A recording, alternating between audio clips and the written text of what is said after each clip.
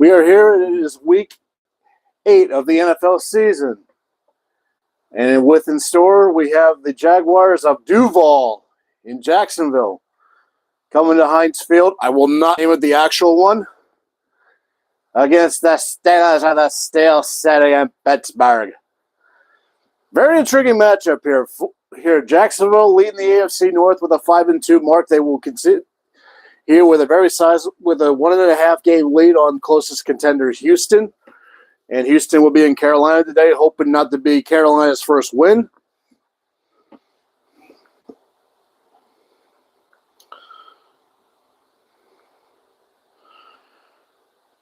Do a little quick check here, make sure my audio's working just fine.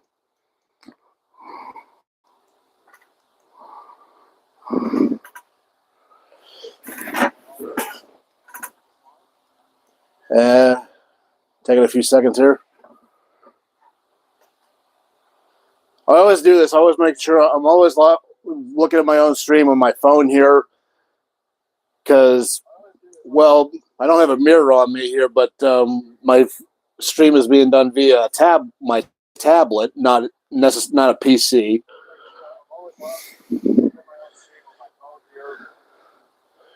So as before, I'll be doing live play-by-play and also have my live reaction, being a Steeler fan. And I'll be also monitoring the other scores from other out-of-town scores from the other games.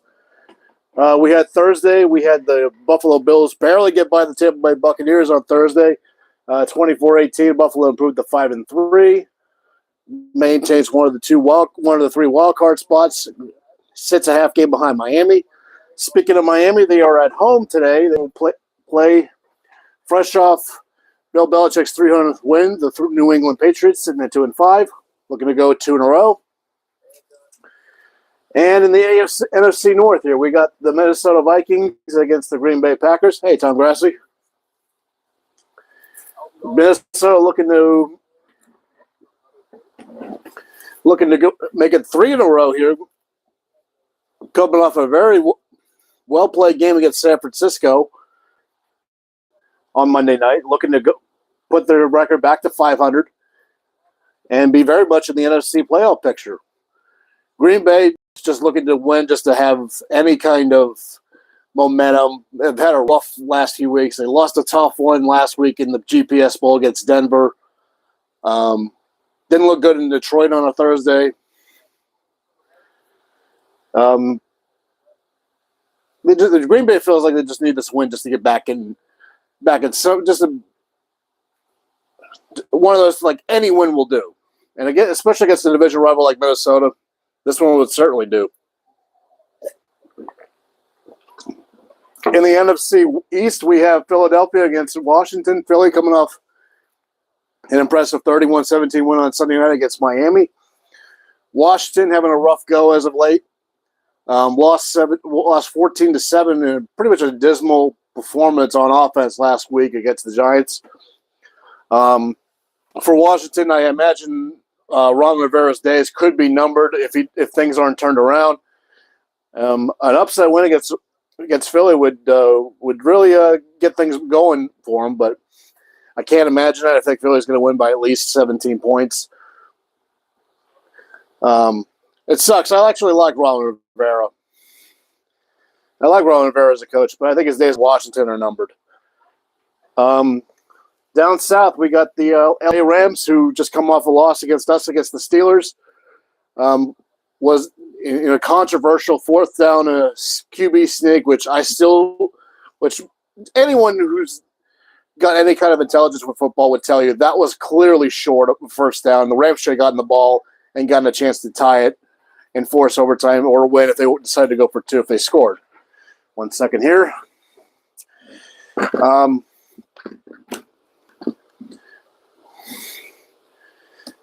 However, that wideout that they have, Puka Nacua, he is very outstanding. He's an outstanding wide receiver. He's really made a name for himself ever since he got here. He could very easily be Offensive Rookie of the Year.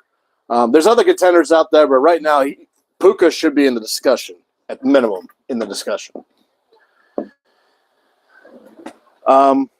They played Dallas. Dallas coming off their bye.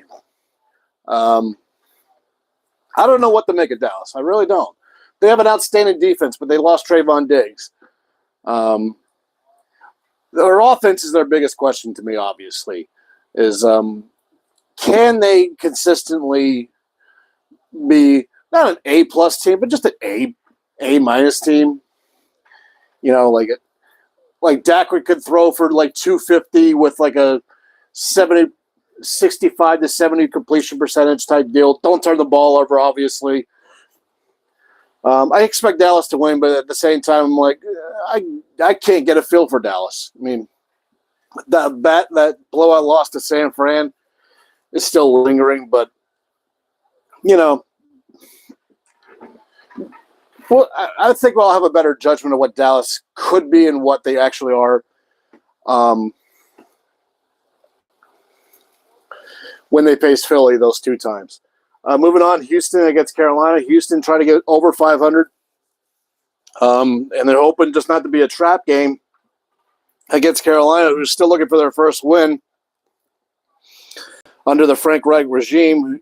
Frank Reich just gave up play calls before the bye week.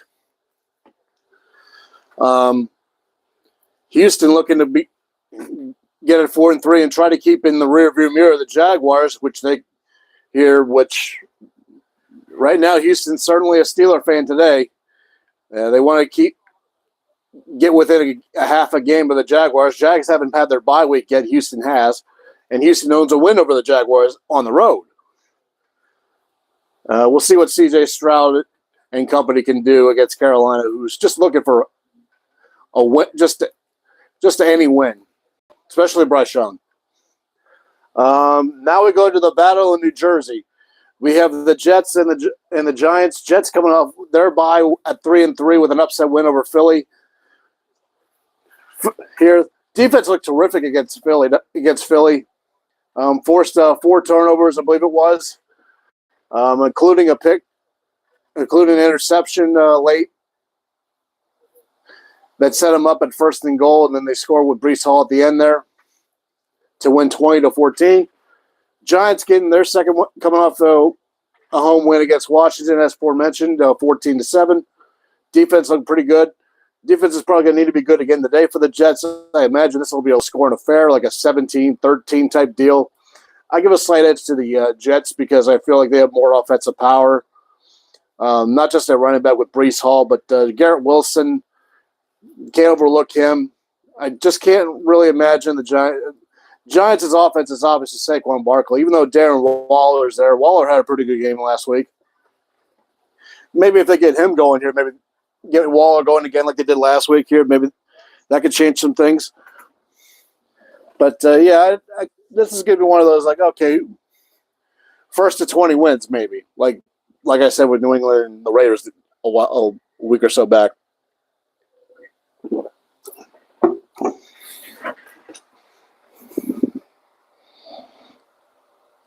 Just making sure my feet's still up. Every now and then I probably have to get up and, like, check that.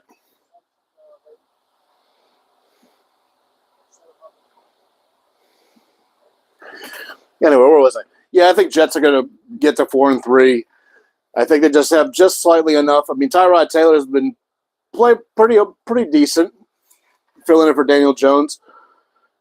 And he'll fill in for Daniel Jones again today. But at any rate, I got just slightly.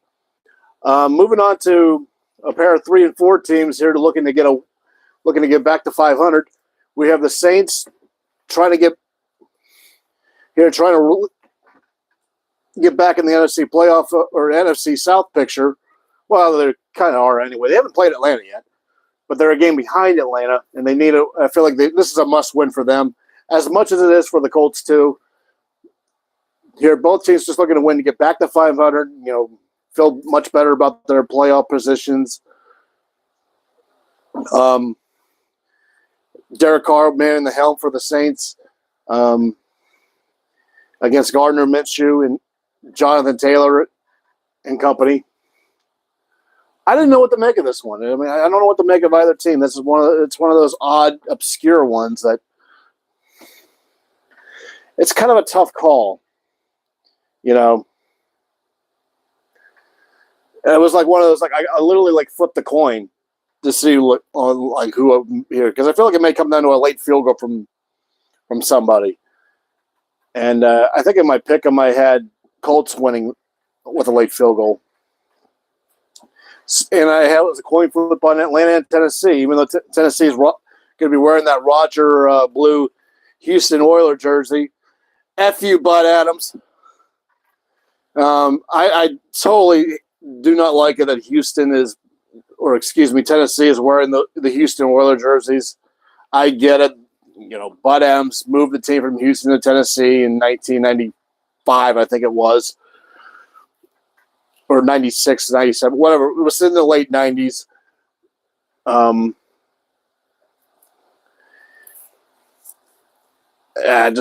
It's watch Urinating Trees videos about the Houston Oilers that eventually turned into the Tennessee Titans, and that'll tell you all you need to know about that.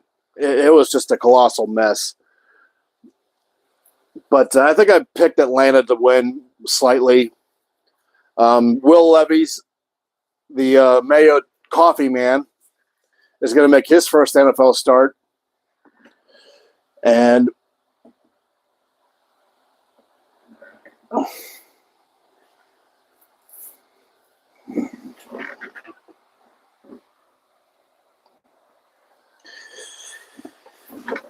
I mean, if Tennessee's going to win this game today, it's going to be because of their running back, and maybe the same can be said for Atlanta and their running back in Bijan and Tyler Algier. But I got Atlanta winning this pretty much the same fashion they won last week against Tampa, with a game-winning kick by their kicker Koo.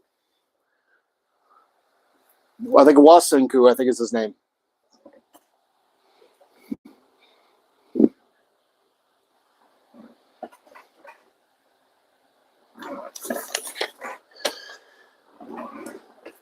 Kansas City's going to be in the snow against Denver later. Later, Cleveland's going to travels west to Seattle. Baltimore also traveling west. They're going to play in Arizona, and finally the Bengals travel west to San Fran.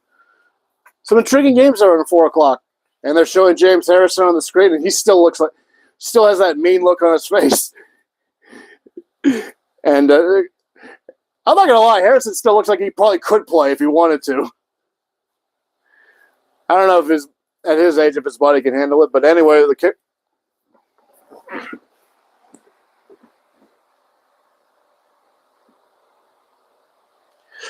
And the kick is away. Jaguars kick from right to left. And goes through the end zone for a touchback. Or actually was actually called fair catch. I forgot that they can do that nowadays.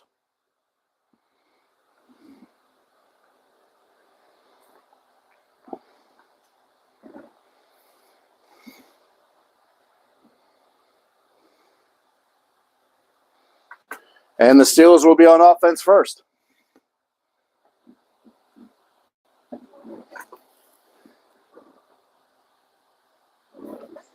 First and 10, Kenny shotgun. Sidecar to the right. 3 wideout set to the right. Kenny takes a snap. He fires it down the middle. The pass is going to be off of the hands of Deontay Johnson. He was open in the middle of the field, and that would have been a big gain right from the start.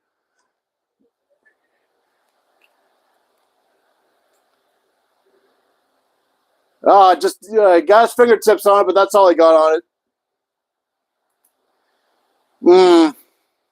Boy, that would have been a big play to start things off, but it falls incomplete. It'll be 2nd and 10.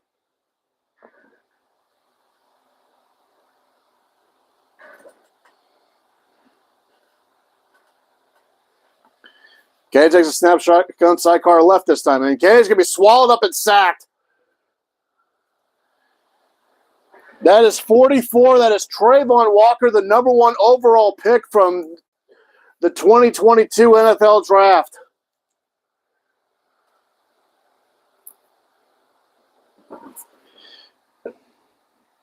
And he beat Okafor big time on that one.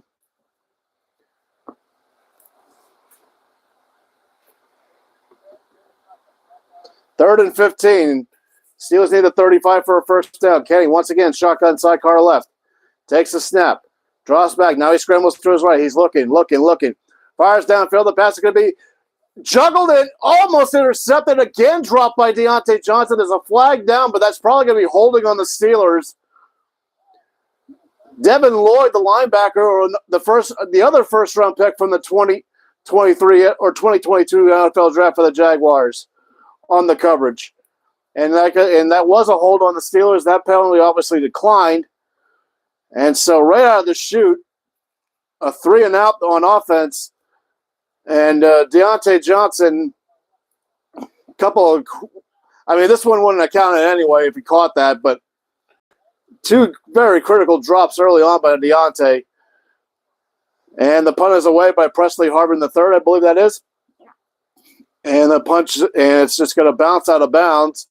And the Jaguars are going to have very good field position, and it looks like they're going to be marked. Looks like they're past the 40 at least.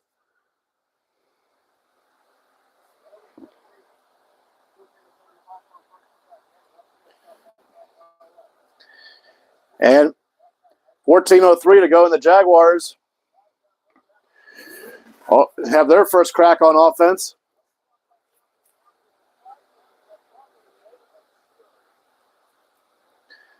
And Trevor Lawrence with a shotgun, sidecar to his left. Takes the snap, looks to his right, fires a quick pass, and the pass is behind everybody. That was intended for number 13, Christian Kirk.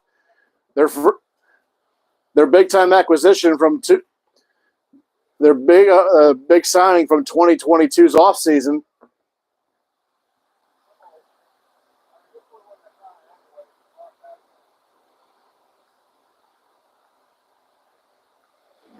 Second down 10, 14 minutes to go in the opening frame. I imagine we're going to be hearing Christian Kirk's name. Shotgun sidecar right. Quick handoff to Travis Etienne, and Etienne's going to be met by 95, Larry O.G. And Etienne's only going to get about 3 yards on that one, so it's going to be 3rd and 7 in this wet, damp field.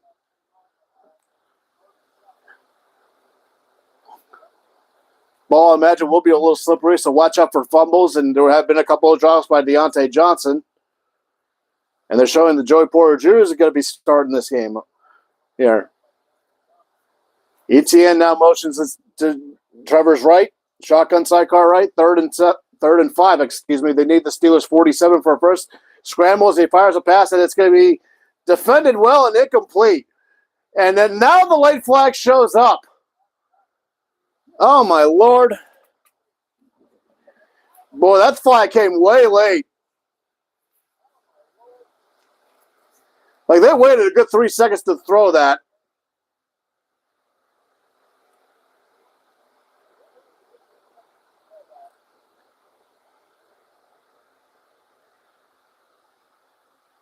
I mean, there might have been contact before the ball got there, but oh, my Lord, you waited.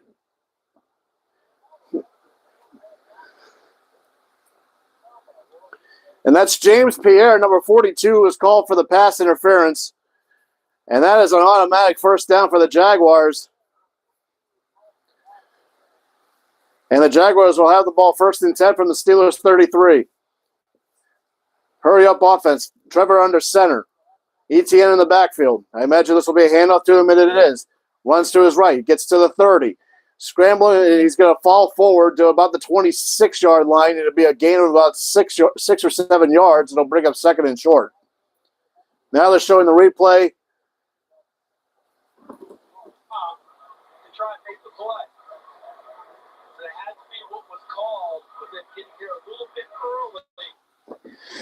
I mean, he was there early, but he was going for the ball.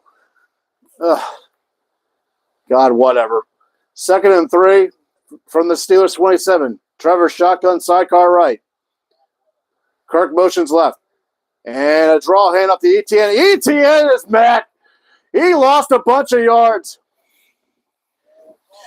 That's actually Adams, number 57 on the here on the tackle. He lost 3 yards on that one. It's going to be 3rd and 6.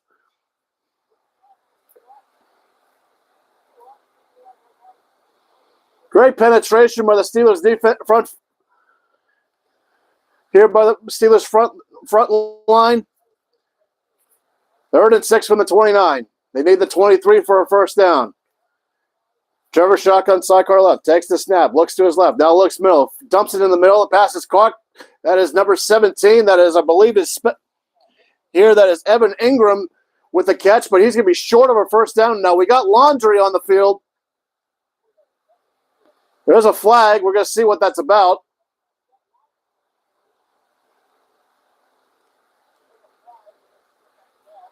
He was about 2 or 3 yards shy of a first down. And it's a face mask on the Jaguars. That's a personal foul face mask, too, on Evan Ingram. Yep, he definitely got a whole lot of hand on mask on that one. So that's 15 yards backwards, and the Steelers will take that, even though it would have been 4th down.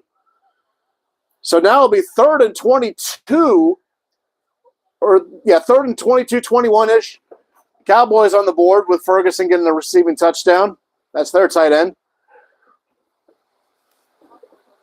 So it's going to be 3rd and long, and that put the Jaguars out of field goal range. And Hines is a tough place to kick in, especially when the field's not exactly the best of conditions.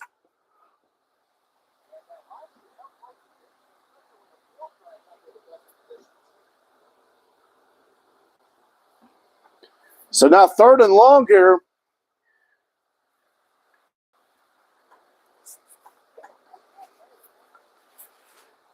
And we have miscommunication here. Like, what's the holdup here?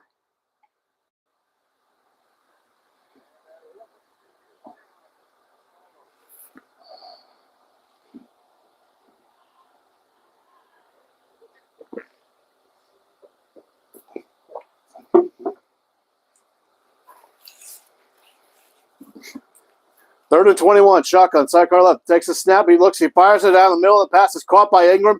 And Ingram is just trying to get yards to set up an easier field goal. And he's going to be tackled at about the 32. It's well short of a first down, but maybe close enough to get Brandon McManus out there for a reasonable field goal. And I believe this will be about a 49-yard attempt by the former Denver Bronco. Nope, they're going to call it 50. McManus has only missed 2 all year. He's hit from 56 his longest. The kick is up, and he's got it. And so the Jacksonville Jaguars draw first blood with 10:47 to go. The Jaguars 3, the Steelers nothing.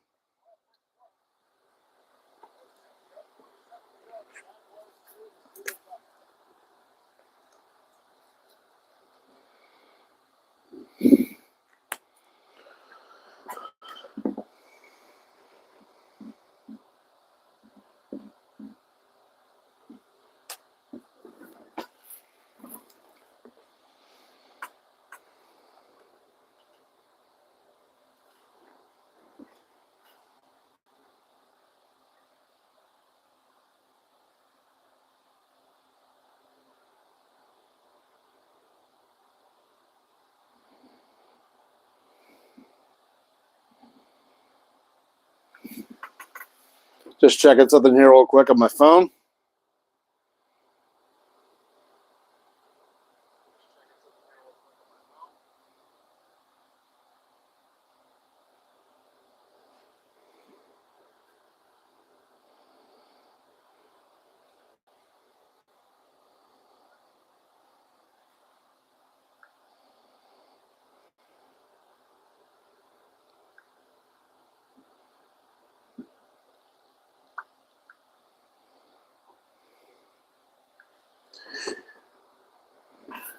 So far, each team has had one drive. Jacksonville got the ball moving, partially due to that pass interference call, which was, I don't know about that call. I mean, was he there early? It looked like it.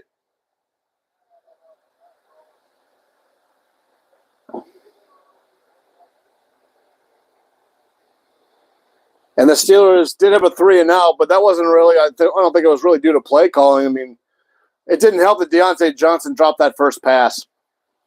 That's kind of what set the tone for that drive.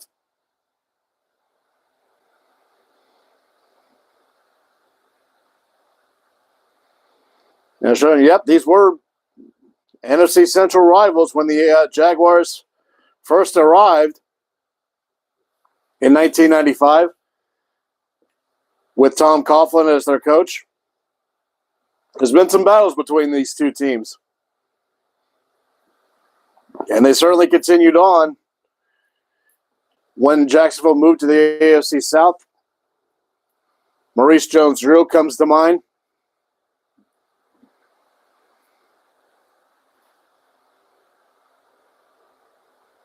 And the kick is away. And once again, it'll be another touchback, and the Steelers will start from their own 25 once again. So for the seventh consecutive game, or at least every game so far this year, the Steelers have started. Steelers' first drive has resulted in no points. And again, people are going like, oh, it's a Canada thing. Well, that one you can't blame Canada. I mean, Deontay didn't do us favors with the drop. Kenny under center this time with, looks like that's Najee in the backfield. And the pitch to Najee. He'll go to his left. And he's going to get, he's maybe a yard. Yeah, I would say let's call it a yard if that. And it'll bring up 2nd and 9.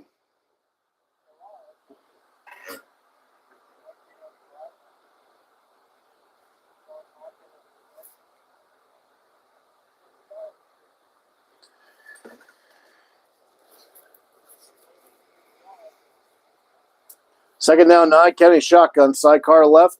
Draw a handoff to Najee, and Najee's going to fight his way forward, and he's going to be tackled at about the 29-yard line for 3 yards. Josh Allen on the not the Jaguars, Josh Allen, not the Buffalo Bills, Josh Allen on the tackle. By the way, speaking of Jaguars, Josh Allen, he was a heck of a steal. To this day, I thought the Giants should have drafted him at 6. Instead, they drafted Daniel Jones. And I think Jacksonville got a gift in getting Josh Allen. The guy's a stud. Third and 6, the Steelers need a 35 for a first. Kenny shotgun, takes the snap, fires the pass, and almost intercepted. Deontay Johnson fell down here in 37 for Jacksonville. I didn't have it written down who that was. But 37 had a gift, and he dropped it. If he holds on to that, he is still running into the Allegheny River because that was pick 6 all the way. So another 3 and out this time. It is raining down there.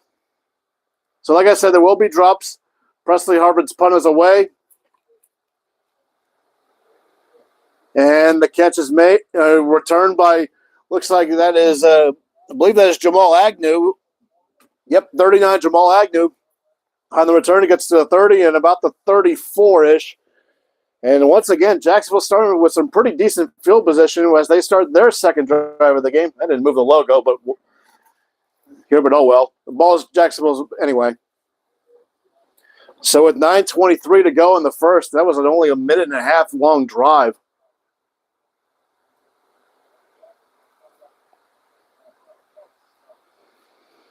Let's take a look at some quick out-of-town scores. See who's scored yet. Indianapolis is on the board. They're up 7-0.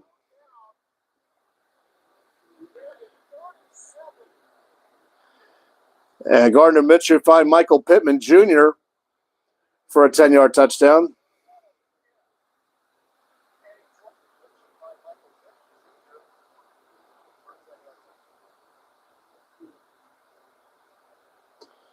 And I already mentioned Dallas getting a touchdown with their tight end Ferguson. And, yeah, so far 2 drives for the Steelers, 2 3 and outs.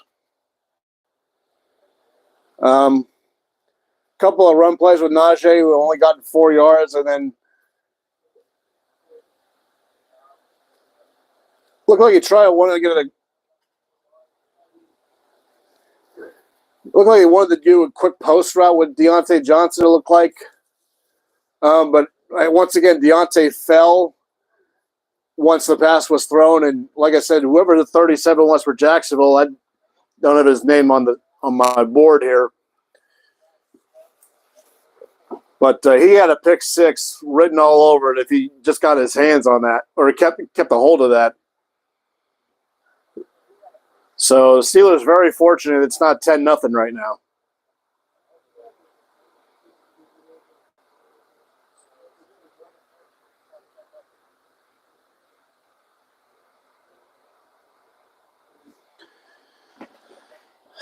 Man, if this keeps going the way it is here, instead of the Dr. Pepper and breaking this stuff out.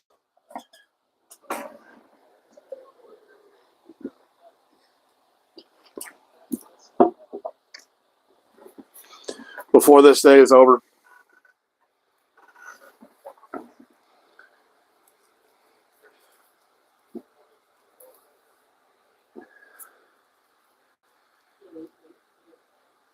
It's going to be probably a similar story for as far as how last week went. I mean, Rams were making mistakes. That pick, the interception that TJ Watt had, really turned the game around there. And I imagine something like that's going to have to happen here. And Trevor fakes the draw handoff. Trevor looks, he's going to be hit and sacked.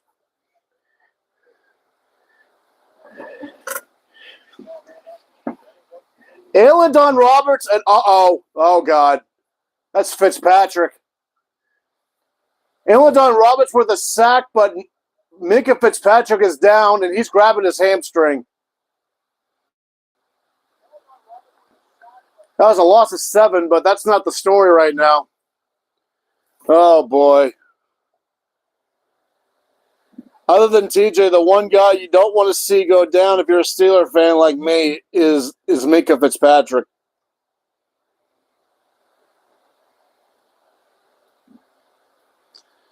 Oh, man. That's going to suck hard.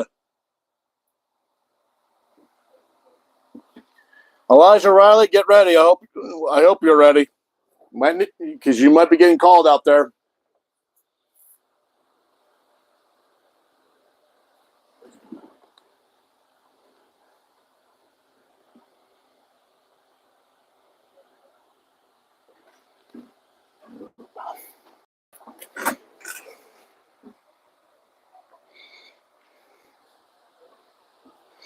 They keep making sure that the feed's not.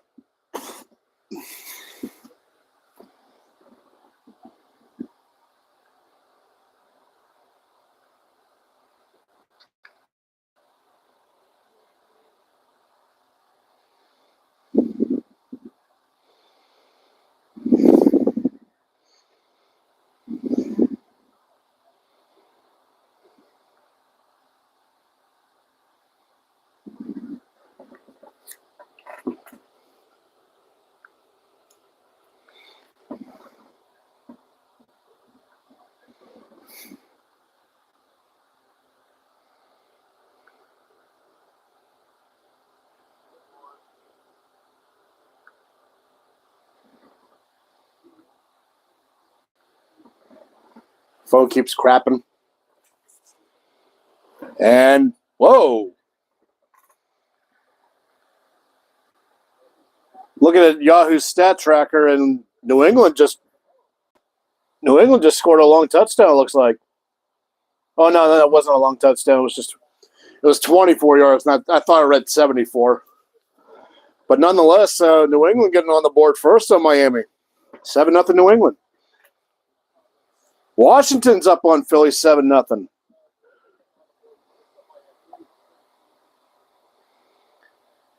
And that was due to Sam Howell finding scary Terry McLaurin for a touchdown. Oh, boy, yeah. Showing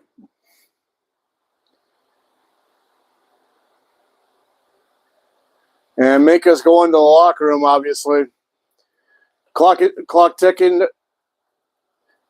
Jacksonville from their own 25. Shotgun sidecar left. Takes the snap. He looks. He's looking. He's going to be hit. He somehow got away. and he was able to fight his way, scramble his way, and run for about. He got the yards he lost from the sack back and a little more. I think he got half of what he needed. It was second at 17. I think he got 8 or 9 on that run.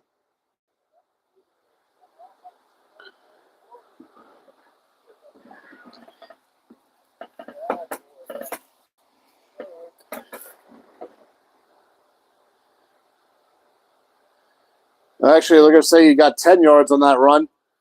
So it'll be 3rd and 7. From their own 35, they need their own 42 for a first. Shotgun sidecar left. Takes the snap.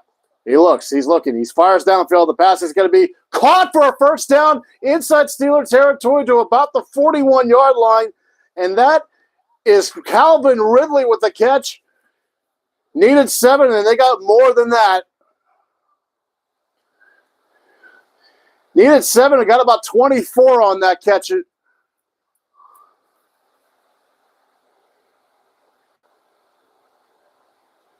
Could have been called Antoine Harrison, their rookie tackle, the rookie rack tackle from Oklahoma they just drafted this past April with a block on TJ. Could have been called for a hold.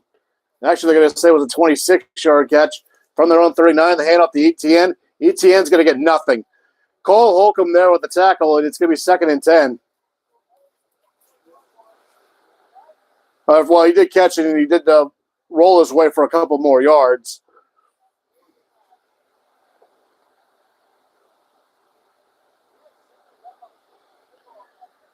And one of the key points about this game is how much of a hot streak that Travis Etienne's been on. He scored a couple of touchdowns in each of his last 2 games.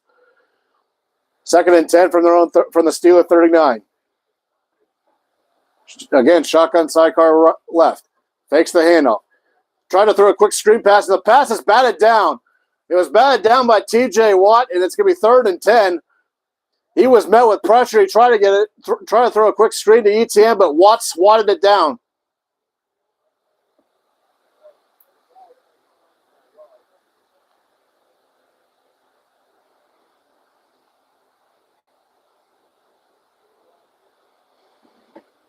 And Lawrence wants a flag for getting hit in the head. I mean, he did get swatted in the head, but they didn't call it. 3rd and 10 from their own 30, from the Steeler 39. They need the 29 for a first. Alone in shotgun. Takes the snap. He looks. Fires to his right. Pass caught. Evan Ingram to the 35, and he's going to be tackled at about the 33-yard line. And he's going to be short by a few yards. It's going to be 4th and 4. And it looks like it's going to be another Brendan McManus field goal. It looks like it's going to be from the exact same spot as where he just kicked the field goal. Or are they going for it? Nope, they're going to kick the field goal.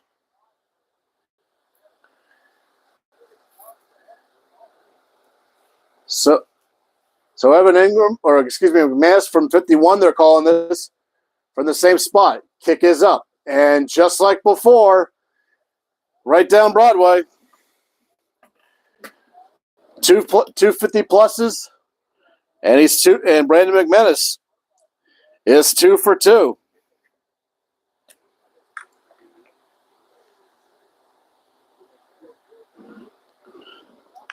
With 5:54 to go in the first, Jacksonville extends their lead, actually doubles their lead. Jaguars 6, Steelers nothing.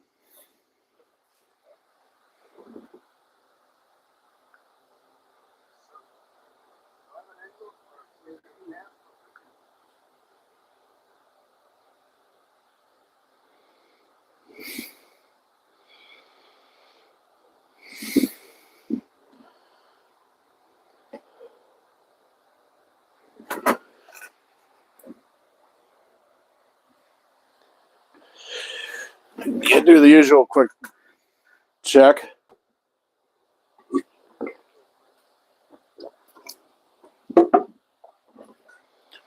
Well, each team's had 2 drives, and they resulted in 3s. Jaguars got 3 points in their first 2, and the Steelers had 3 and outs on their first 2.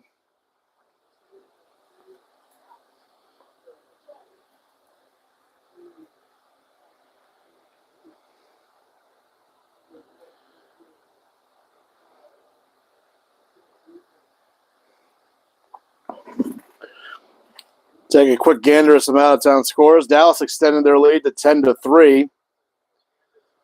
Atlanta's on the board 3-0 on Tennessee. No score yet with Minnesota and Green Bay. New Orleans with an Alvin Kamara touchdown has even the score at 7. The Giants leading the Jets 3-0. And, I stand corrected.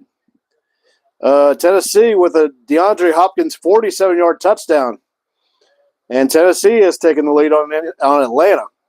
Make that 7-3. And no score yet with Houston and Carolina. And Philly and Washington still 7-0, but Philly is driving a little bit.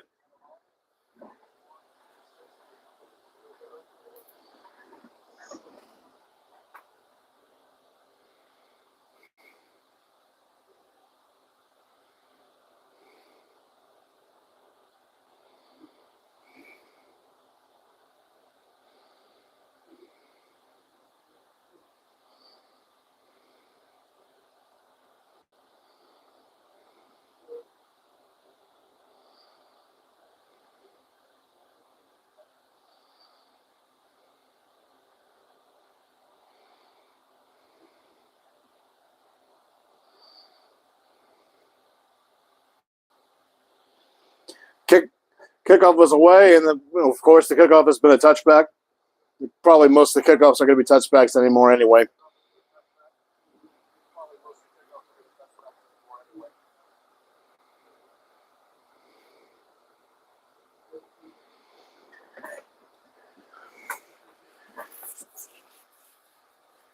And showing Cam Hayward. Cam Hayward's been out since week 2 with a groin issue. Kenny shotgun sidecar right. Throws a quick pass. Pass caught Deontay Johnson. Gets to the 30. And he's going to be tackled at the 33-yard line for an 8-yard gain.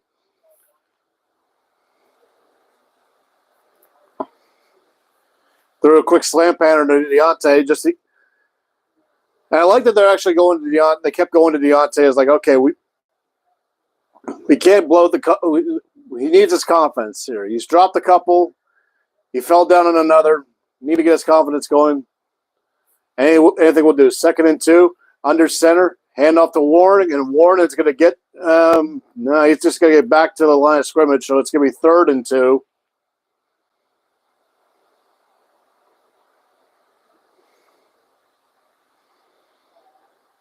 Oh, even you.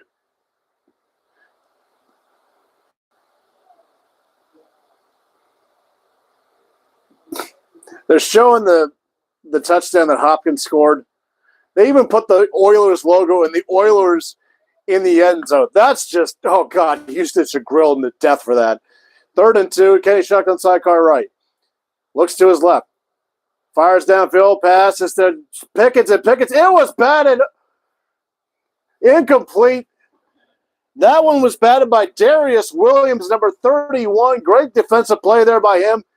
Pickens was open, but Darius Williams with a terrific play. George almost, and it hit up. He batted and actually hit off of Pickens' helmet. And it's going to result in yet another 3 and out.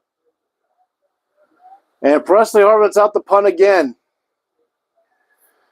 And fair catch call for this time by James Agnew, and he's going to catch it at about the 20-yard line. That's where the Jaguars will start. And again, I can't really put that on Canada for that play call. I mean, that's not Canada bad play call. That's just a great play by Darius Williams.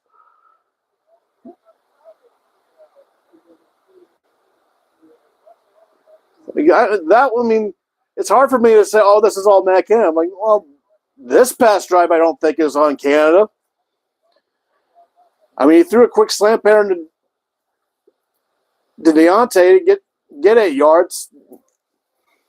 Tried to get Jalen Warren going. He got here in the trenches, didn't work there. I believe you had the right play with George Pickens there. Get here down the sideline. It's just, man, you can't blame an offensive coordinator when the defensive players are making good plays. You just can't. I'm not trying to defend Canada, but that one, it's just, you got to give Jacksonville's defense credit on this.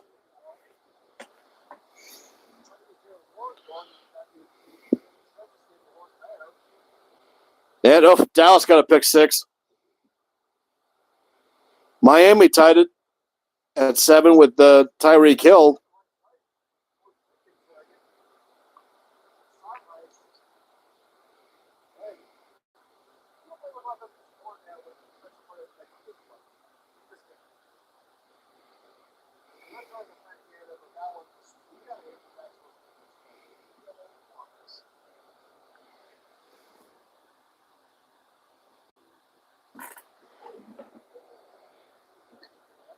It's just one of those, it is what it is. I mean,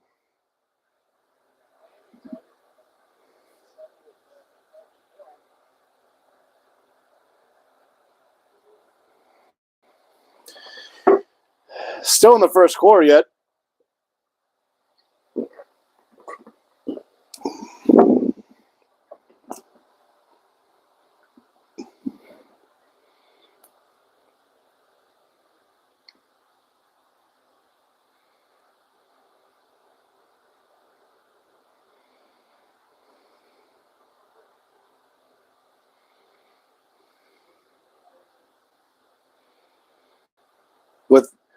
There's still 4:27 to go in the first, and this is already the 6th drive of the game.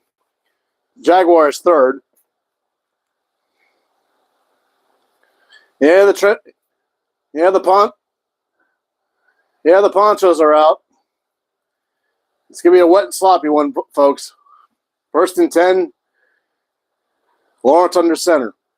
A hand off to ETN. ETN's gonna get to about the 30-yard line. It'll be about a 5-yard gain. Cole Holcomb on the tackle.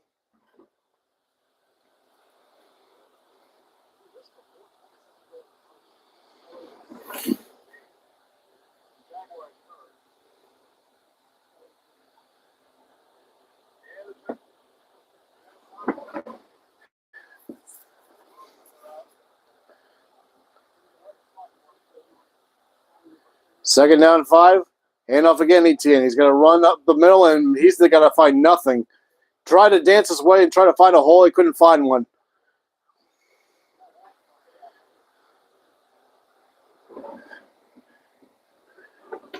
And he got probably back to the line of scrimmage. They're actually going to give him a yard, so it's going to be 3rd and 4.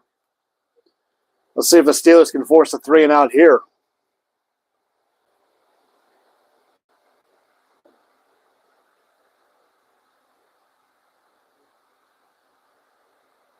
Showing ETN, he's at 500 yards and 7 rushing touchdowns.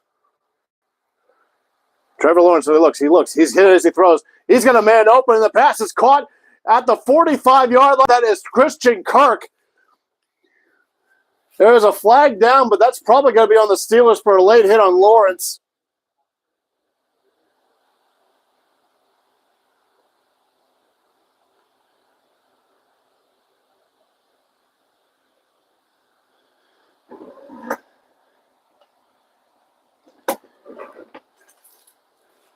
And they're going to call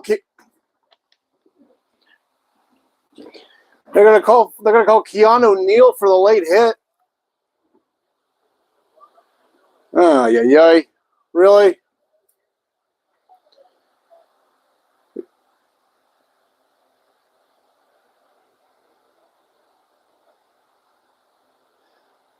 Well, where are the skirts at? You might as well throw it on Lawrence at this point.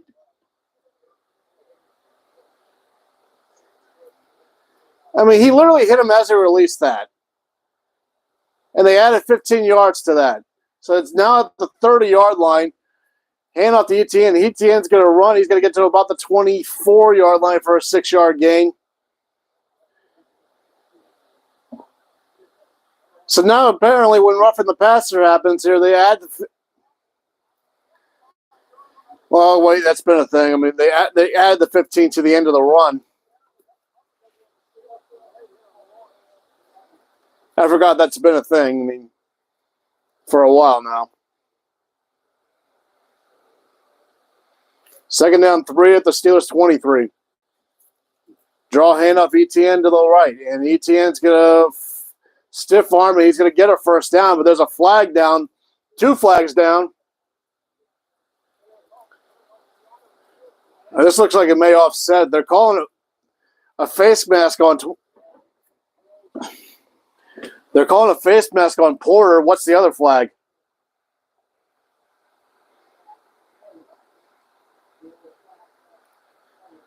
Well, they're saying they're going to get Harrison for holding and Porter Jr. for a face mask, 2 rookies. Actually only drafted just a few picks apart. And they're saying Mika Fitzpatrick is out of the game with a hamstring. Oh, that sucks.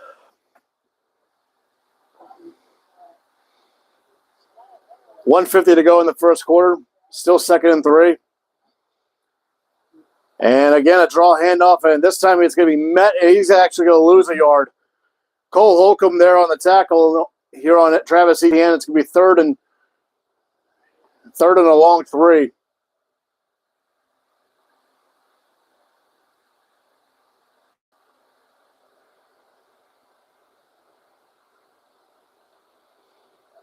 Houston and Minnesota getting touchdowns to break their scoreless ties.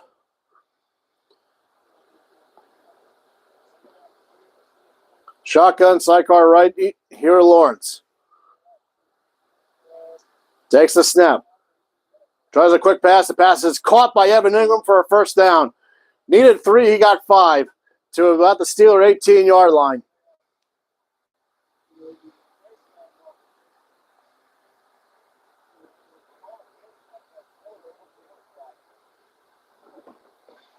And with 45 seconds to go in the opening quarter,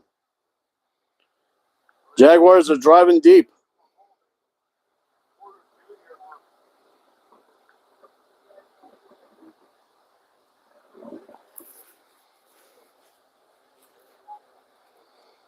And the ball's loose. It's squirted all over the place, and it's recovered by Cole Holcomb. That happened too quick for me. I didn't even see how that came loose.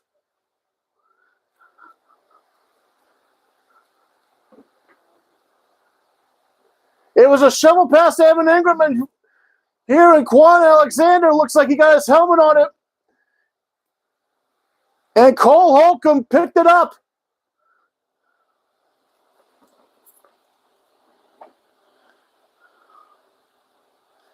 The free agent acquisition out of Washington.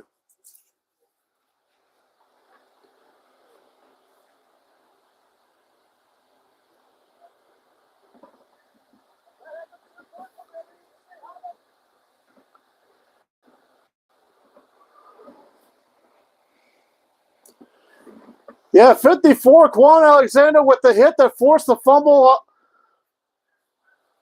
on Evan Ingram. And Holcomb fell on top of it. And here's an end around of Calvin Austin. Austin's going to get to about, he's not even he's only going to get to the line of scrimmage. And that's probably going to be the last play of the first quarter.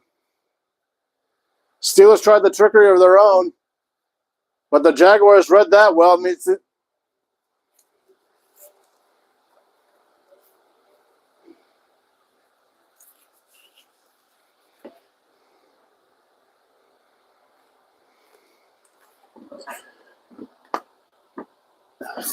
you can keep remembering to change that dang logo. Or changing the ball possession. We played one, and so far, I mean, it's been bend but don't break. Steelers been a bend and don't break.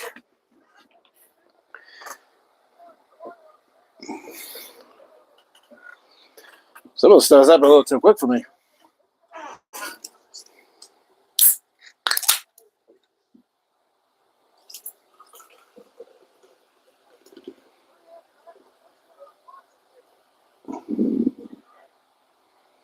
Yeah, they tried a quick end around to Calvin Austin, but the Jaguars read that well. It's going to be 2nd and 10 when we start the second quarter.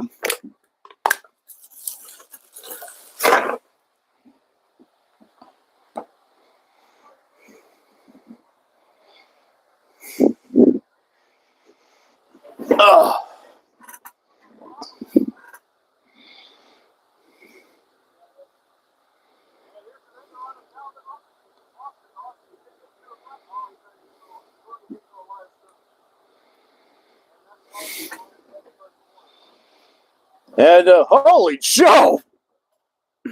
I just looked down. It's already 26-3 Dallas on the Rams.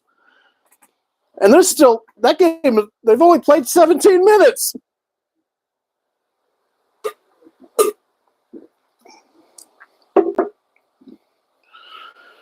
Judas Priest on a pony. And Washington extended their lead to 14-3 on Philadelphia. Oh, and the Jets scored a touchdown. The Jets are up 7-3. I didn't even see how and what that came about. Oh, Zach Wilson hit Breece Hall for a long touchdown. That's what that was.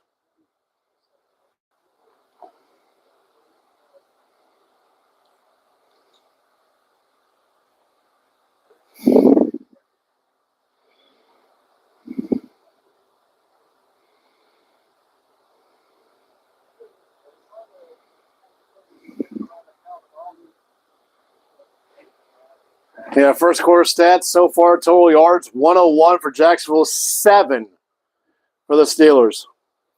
2nd and 10, Kenny shotgun sidecar right. Takes the snap. Looks, fires a quick check down to Najee, and Najee's going to get about 3 yards, so it's going to bring up 3rd and 7.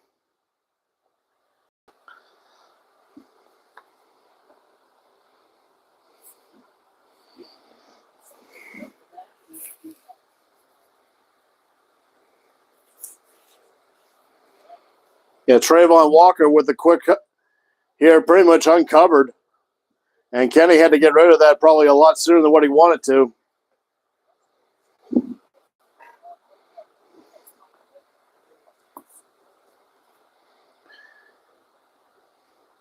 Third and 7. Kenny alone at shotgun. Takes the snap. Fires a quick screen to Jalen Warren, and Warren's going to not even close. Once again, he had chaos coming his way. He just had to get rid of it.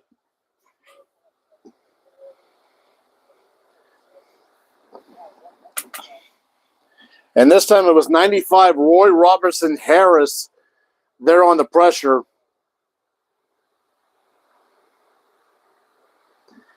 And this is the 4th drive for the Steelers. And all 4 have resulted in 3 and outs. We have not gotten a first down yet. Kick is away. Agnew's going to get to the 30, to the 35, and he's going to be tackled at about the 36. So, once again, some pretty good field position for the Jaguars here. With 13:35 to go in the second, still 6-0 Jacksonville.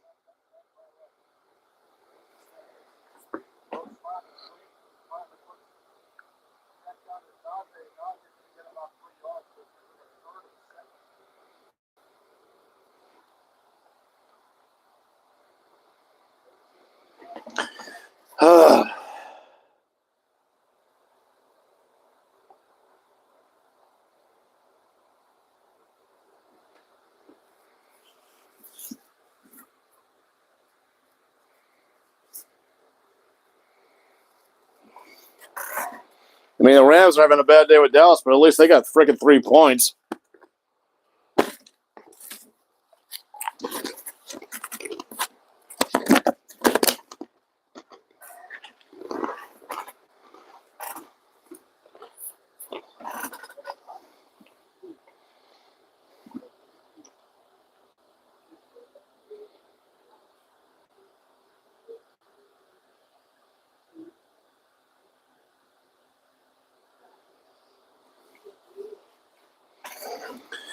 Oh, boy.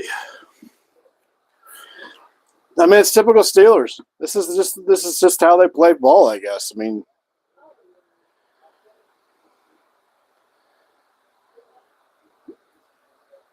you look at this Steelers offense and you wonder, like, how the hell is this team 4-2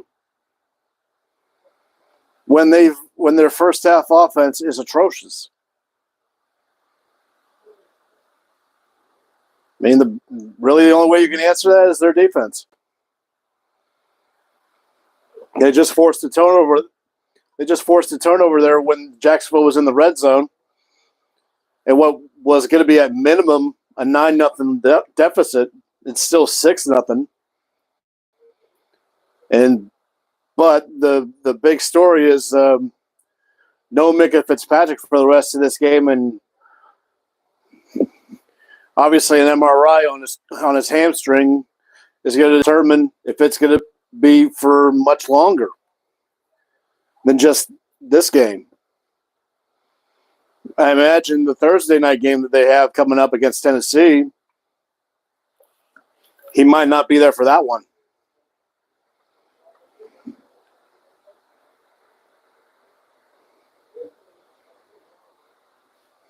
First and 10, Jacksonville from their own 36. Lawrence. Shotgun, sidecar right. Fakes the handoff and a quick throw. The pass is caught. That is Evan Ingram. But nope, that's Calvin Ridley on the catch for about 8 yards.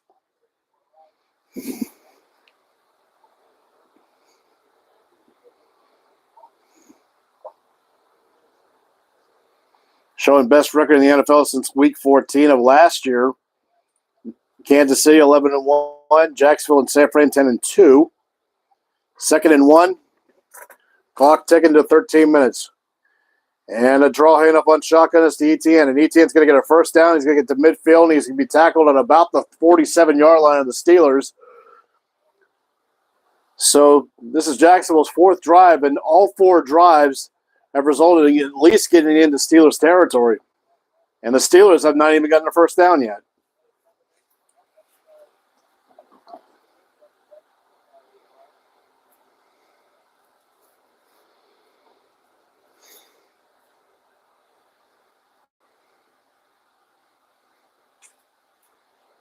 Under center this time. And a handoff to ETN. ETN's going to get met at the line, but he's going to fight his way forward for about let's just say 2 yards. It'll be 2nd and 8 from the Steelers 45.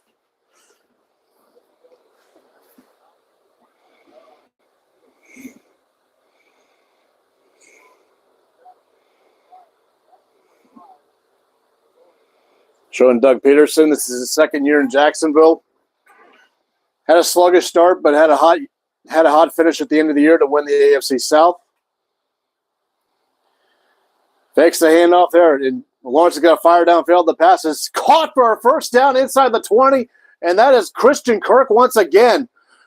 And that is about a 27-yard pass play there. Oh, no, excuse me, it's Calvin Ridley. I thought it was Christian Kirk. I thought I read 13, instead read 0. But nonetheless, Calvin Ridley with a 27-yard catch. And it's going to be 1st and 10 inside the Steelers' red zone. Basically getting back to where they left off in the last drive before the fumble happened. Lawrence, shotgun with 2 sidecars this time. And the handoff. This is going to be to ETN. ETN's going to get to 10 to the... He's going to get tackled at the 6-yard line for a 12-yard gain. It's going to be 1st and goal.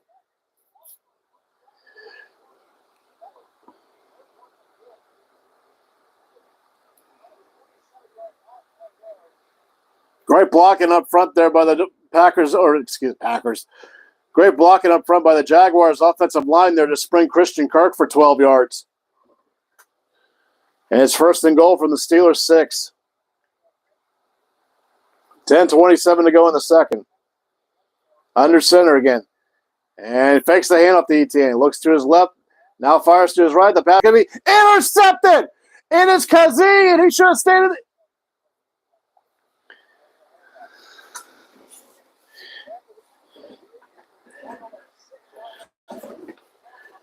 Kazee with the interception in the end zone. He ran it out of the end zone for some reason, and he ran out of bounds at the Steelers 5. I mean, great, we got the interception, but, Kazee, you got to just take the touchback there, dude. Oh, my Lord, what were you thinking there?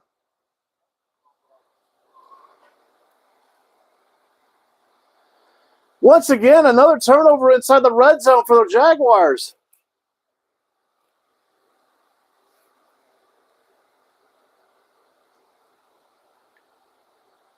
I mean, yeah, great job by the Steelers defense, but man, you lost 15 critical yards. We can't even get a first down.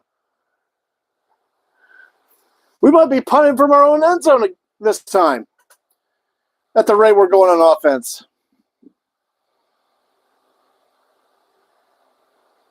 I mean, great. We kept points off the board yet again, but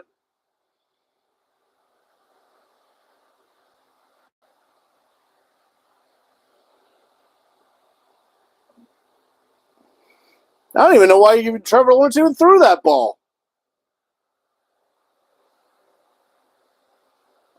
Like that one right there, I'm like, why didn't you just keep giving it to ETN? He was cooking.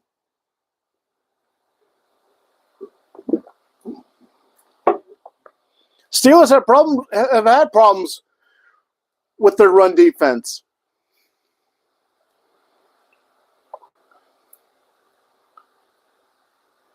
I mean, if you're Jacksonville right now, you're going to be thinking, what the hell is Doug Peterson thinking with that one?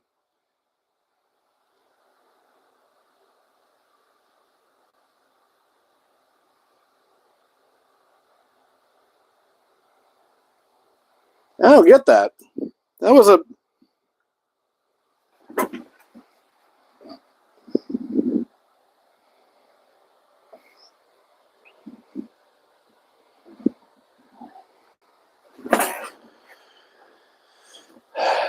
Sorry, just again, every now and then you're going to see me get up and check. I mean, it is what it is.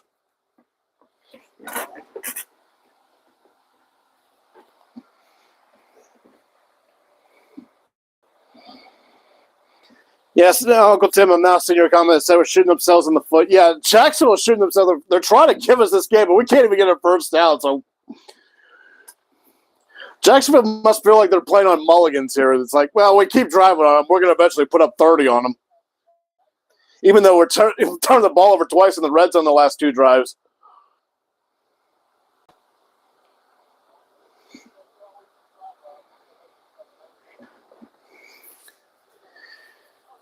Like, we're 0-2?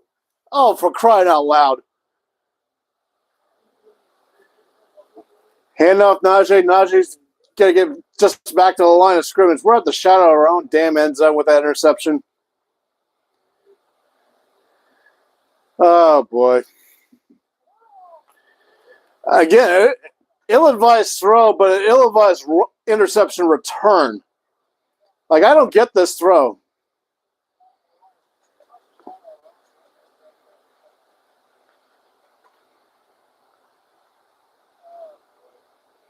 Second and 9, 9:40 to go in the second. Kenny shotgun sidecar left. Fires a quick pass, and the pass is caught. Deontay Johnson, there's a first down. We finally got a first down. Needed 9, he got 11. We finally got our first down. I thought we were going for a record of how many straight 3-and-outs we were going to have.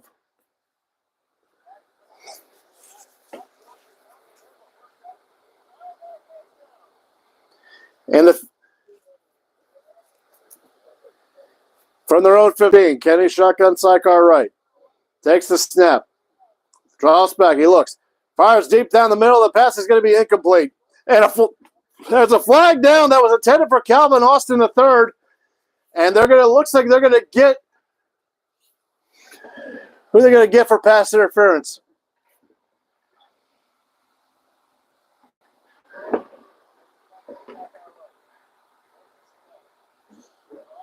Oh, they're going to get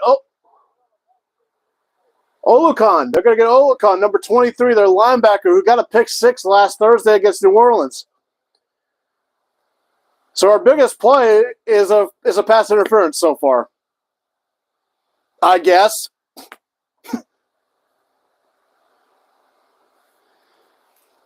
Can't even see where they spotted the ball yet.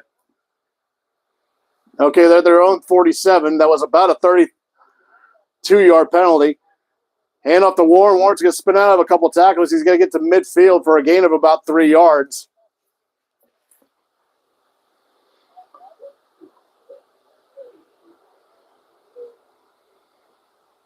I don't know if you can hear my brother downstairs, but you can hear him say 26-3. Yeah, I don't know how the hell did they get the 26-3 that quick? Like, Jesus Christ, Rams. 10-0 Minnesota. Oh, Grossi, I can only imagine your reaction right now. Jet sweep the Alston. Austin gets the 45. First down to the 40. My God, we had a jet sweep that worked. Matt Canada, your hard on for jet sweeps is going to be freaking. Missed tackle there. Needed 70, got about 10. And so the Steelers, for the first time today, have entered Jacksonville territory.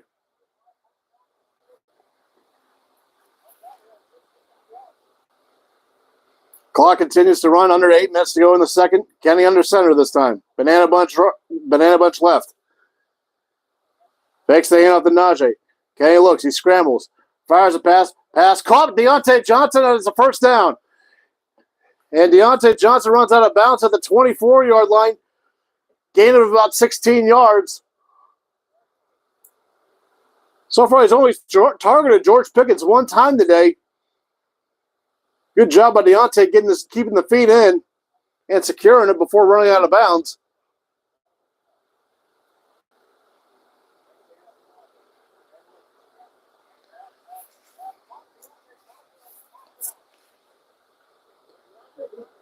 And this is plays in opponent territory. They're showing Jacksonville at 14. This is the Steelers' second. Shotgun handoff to the sidecar, and the sidecar is Warren, and Warren's going to get maybe one, if that.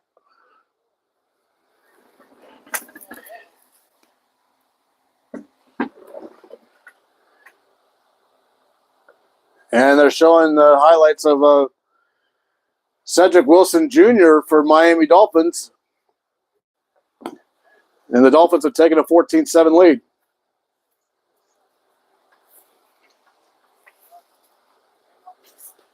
I'll get to more out-of-town scores later. 2nd and 9 from the Jaguars 23. Bootleg left, and the catch is made by Deontay, but yet Deontay's going to get to about the 18-yard line for a gain of 5, so it's going to be about 3rd and 4, we're going to call it.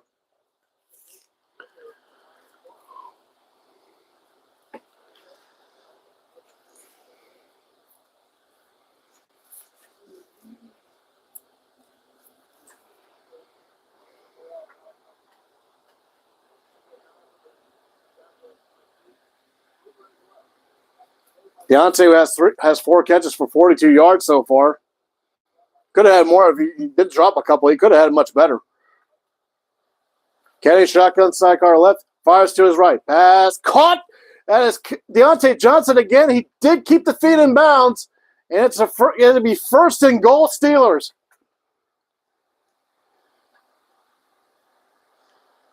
He needed 8.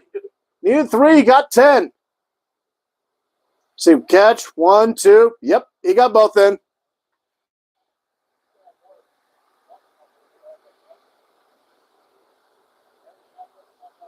They've really put Deontay Johnson in the game plan ever since he came back. 1st and goal from the 8. Hand up to Najee. Najee's going to fight to about the 5-yard line. And it'll be 2nd and goal from the 5.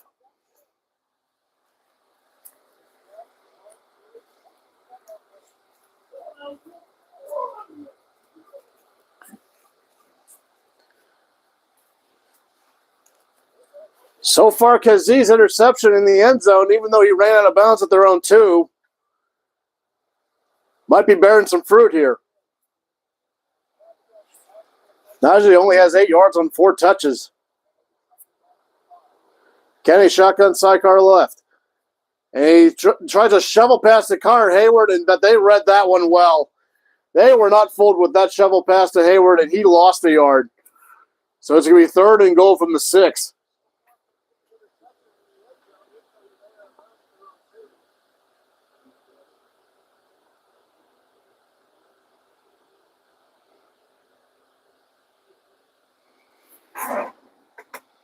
Can't tell who 42 is, but he was the one who made that great tackle.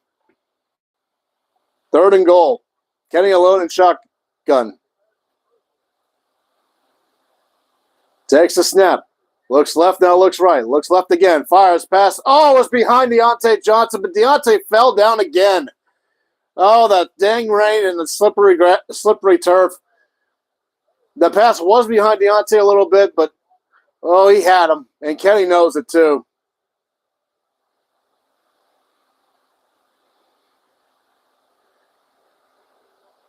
Oh, boy, he had him. Kenny would love to have that one back, and he knows it. And they're going to bring out Chris Boswell to cut the gap in half. Snap it is a little high. They got the hold down. The kick is up, and it is good. So the Steelers have cut the gap in half off of Kazie's interception.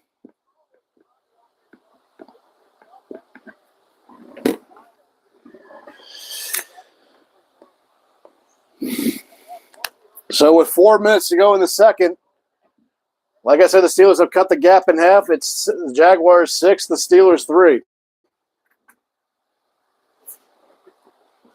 Oh, boy, he had it. Kenny would love to have that one back, and he knows it. And they're going to bring out Chris Boswell.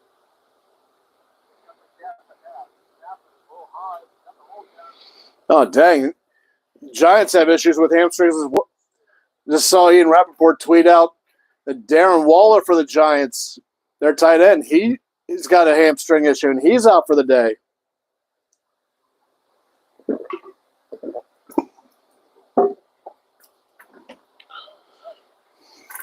Speaking of that, let's take a look at some out-of-town scores. We already mentioned Dallas is up 26-3 on the Rams. Minnesota 10-0 on Green Bay. Tennessee just scored a touchdown. And, Will Levis found DeAndre Hopkins again. So far, so good for Will Levis and the Titans. They're up 14-3 on Atlanta.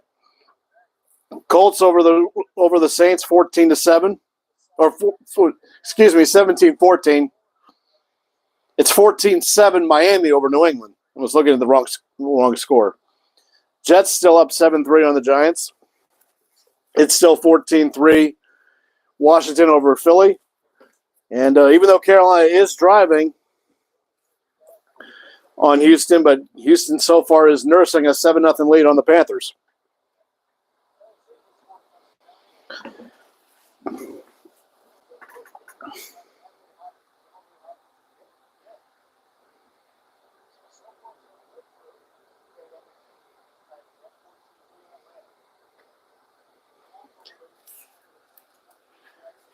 I mean, so far the Jaguars have outplayed the Steelers. I mean, right now Jacksonville's got me thinking right now, I'm like, this should be at minimum 16-0 right now. Because each drive is resulting in them getting at least in Steeler territory. That last drive, I still don't understand why they just didn't keep giving it to ETN. I don't know why Trevor even threw that ball like that. And, Boswell fell down, trying to kick that on the kickoff. And it's returned to the 30 to the 35 and tackled out of bounds at the 37-yard line. Dang, that wet field. And Boswell, it looks like Boswell's fine, but Boswell tried to kick that off, and he slipped right as he booted it. And it was pretty much a squib, and the Jaguars again are going to have great field position.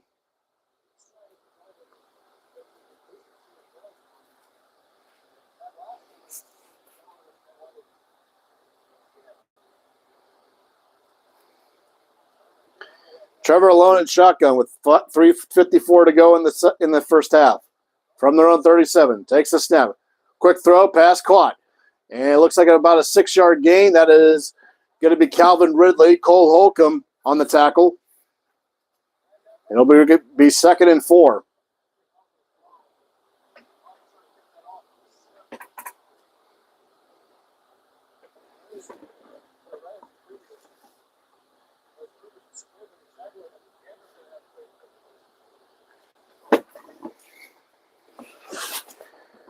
And the handoff to ETN. He's going to get a first down to the 50 and be tackled at the Steelers 47 for a first down.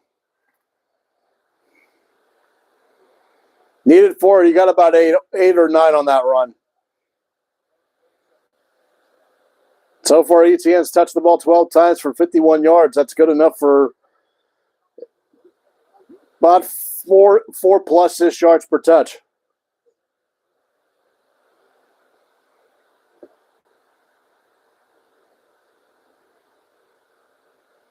Banana Bunch left, Trevor in shotgun. And the draw handoff to ETN. ETN's going to get to the 45, tackle at the 44 for about a 3-yard gain. It'll be 2nd and 7. Probably have one more play here before the 2-minute warning.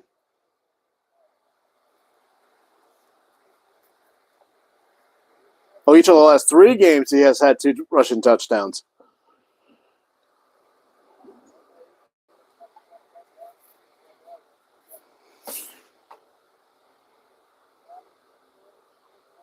I said 2 earlier. I forgot he had 2 against Atlanta and London. Sidecar left this time on shotgun. Takes the snap. Fires, quick pass dropped. That was Christian Kirk. That would have been a first down if he caught that, but Kirk couldn't hold on to it. And that's going to bring up 3rd and 7.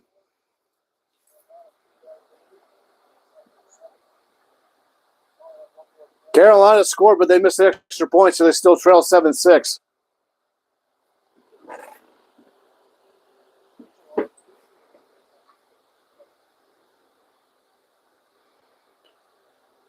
.203 to go here in the second. 3rd and 7. Jaguars so far 3 of 5 on 3rd downs. They need the Steelers 37 for a first. Takes a snap, looks left, pass caught. And it's going to be tackled. It was Evan Ingram, but he's tackled short. There's a flag down. Kazee was there with the tackle. We're going to see what's the laundry about here.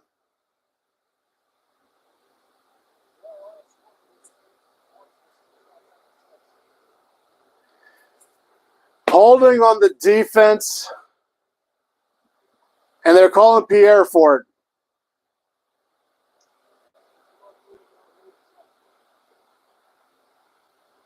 They called Pierre for the first.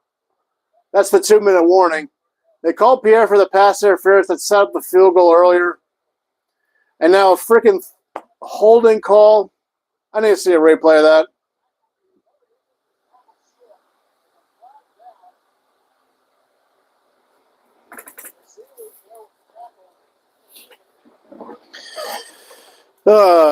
For Christ's sakes.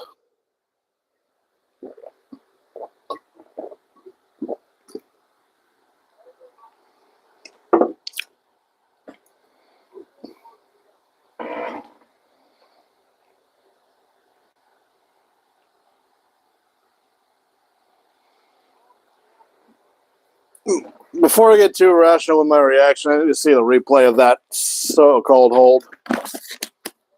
They haven't showed a replay of it. That's why I'm reserving it for the time being.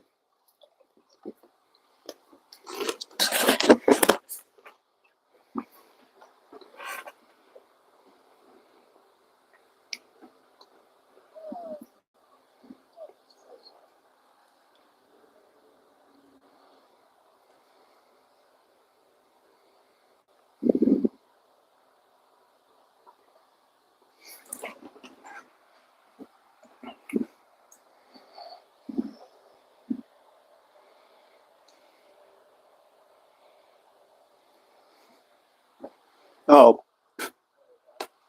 I forgot to change the damn logo again.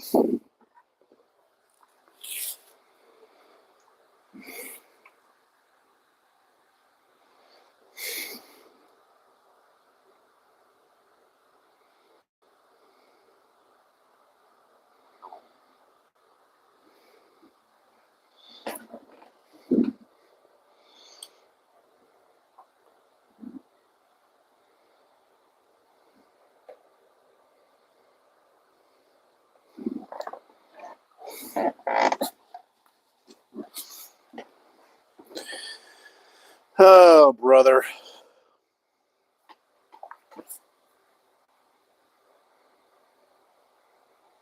Showing the pumpkin sculptures there. Nice. That actually was pretty good.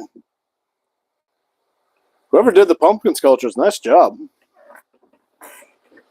I guess they're showing the the three commentators. Ooh, excuse me.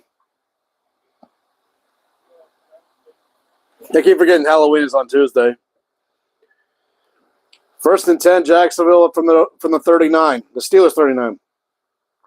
Fires a quick screen, and it's going to be to the 35, to the 30, and our first down, that is Travis Etienne with the catch and run. And that is a Jaguar first down inside at the Steeler 29. He faked the handoff, and he almost dropped the screen. But he was able to get control, and he got the yard. Needed 10 to get exactly 10. They haven't even shown the replay what the hold was about. 1st and 10 from the 28. Etienne gets the handoff, and he's going to fight for about a good 4 or 5 yards. It'll be second and about, let's just say 5.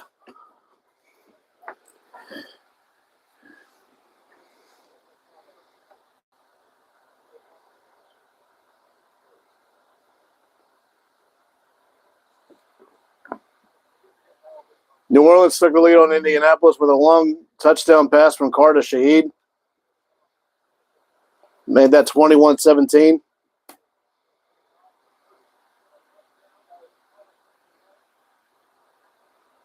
And we have, I think, a timeout called by somebody. I think it was Jacksonville called the timeout. Yep, that was our first.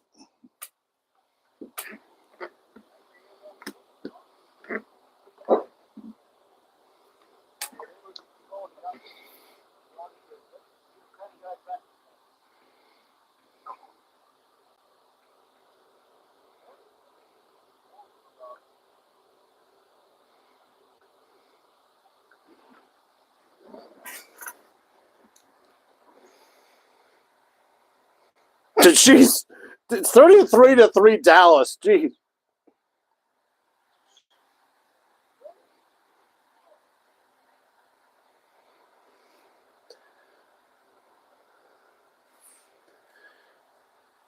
Well, Dallas, you might be seeing Trey Lance out there a little sooner. At the rate that's going.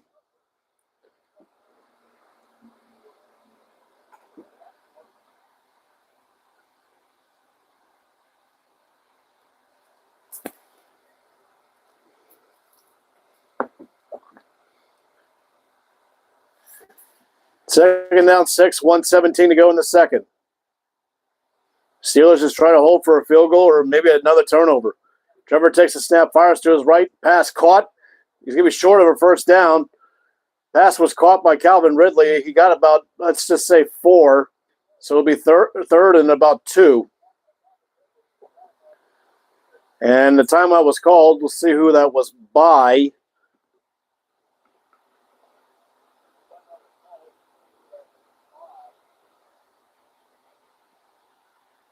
And they're saying the Steelers called the timeout. And that was their first of the half.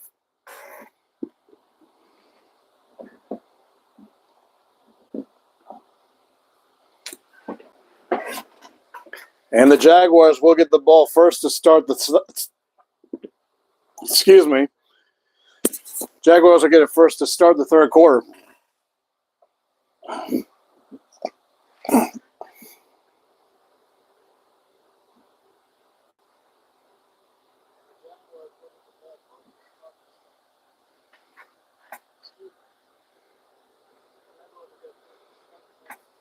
Third and 2, 1:10 to go in the second.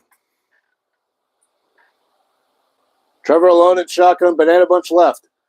Fires a quick screen pass to 17. He did not get the first down. He only got back to the line of scrimmage at the 20. That was Evan Ingram who caught it but went nowhere. Cole Holcomb there with the tackle. And we're going to see if Doug Peterson's willing to go for it here. He just might. This is Doug Peterson.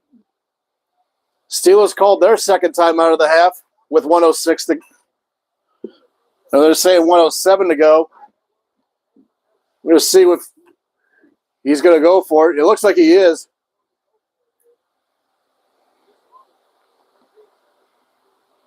This is a big call here.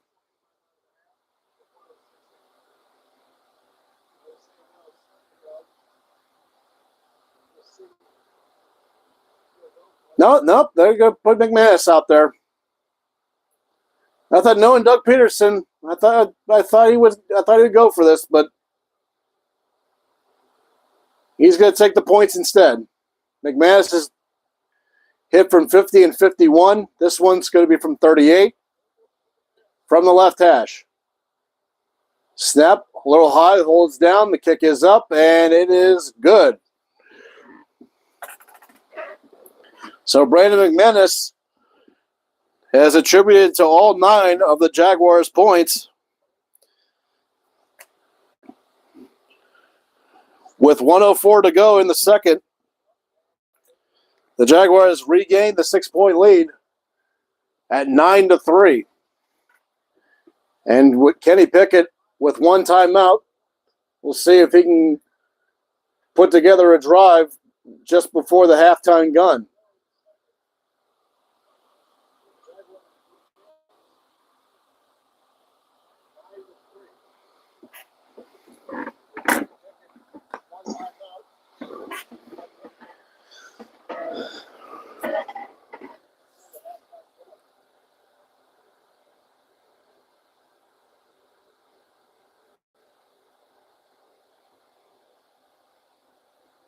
Well, if you have Brandon McManus on your fantasy team, you have 13 points out of him.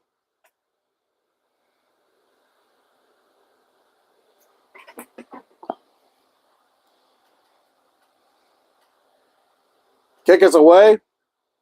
And he's going to return it. Went to the end zone, but he's going to return it. He's going to get to the 15 to the 20, 25, get to the 30. He's going to be tackled to the 31. That was 48. I can't tell what 48 is for the Steelers. Igwe Buke. I feel like I've heard that name before. I think I did a video on someone named that.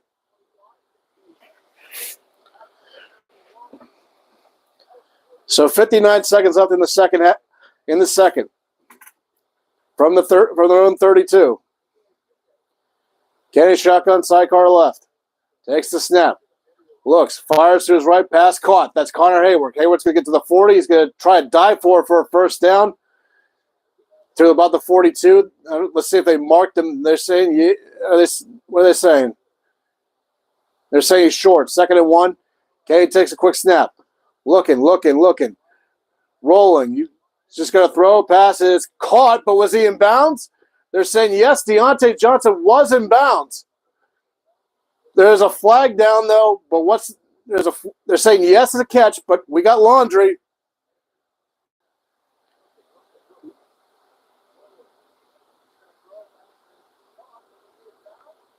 And they're saying the flag is holding on 33 for the Jaguars. That is Devin. Is that Devin Lloyd? Yeah, that's Devin Lloyd. With 34 seconds left, they're obviously going to decline the penalty. Russ may want to look at that to see if that actually was a catch. The Steelers are at the Jaguar 49-yard line. They need about a good 10 or so yards to get within reasonable range for Boswell. Kenny shotgun, sidecar right. Still have that timeout. Takes a snap. He looks. Under pressure, he's going to scramble. He's going to run for it. 45 to the 40. And he's going to run out of bounds at about the 39-yard line. And we got some extracurricular stuff going on here. Come on, guys. They flagged you big time for this kind of stuff last week on a couple of occasions. There was no late hit. I didn't see a late. I mean, where are they going to mark this? They're going to say it was a first down Steelers. There's still 27 seconds left. Oh, he swatted the ball away. Okay. Yeah, it wasn't a late. There wasn't nothing late about that. He's just trying to knock the ball out. So they're going to say, okay, now they're whistling. Okay, there's a little confusion with this. Okay, now they're saying it's under review. I guess they're just trying to see where the.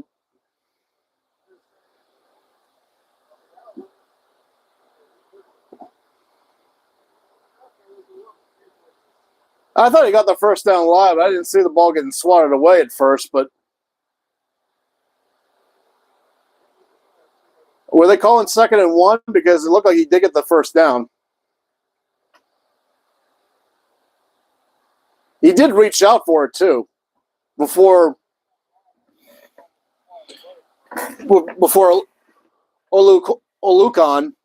I don't know how to say his name.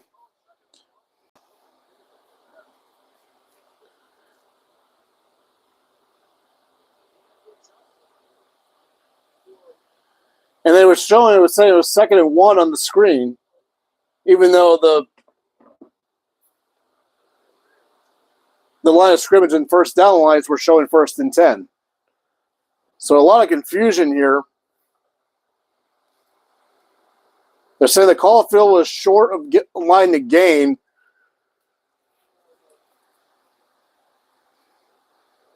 Give me like 27 seconds, and we still have the one timeout.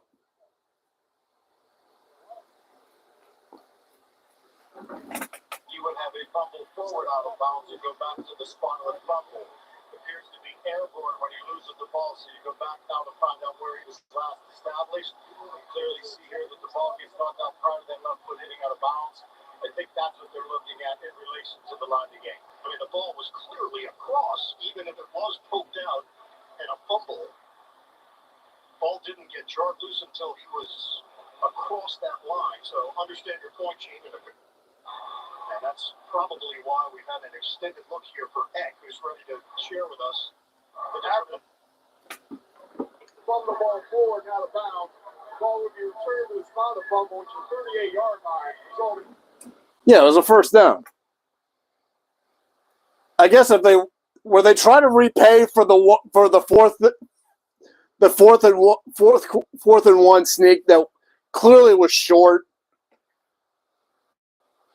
That's what I'm wondering right there. I'm like, were they trying to rebuttal for that one? And they had a 10-second runoff. He ran out of bounds. Why is there a 10-second runoff?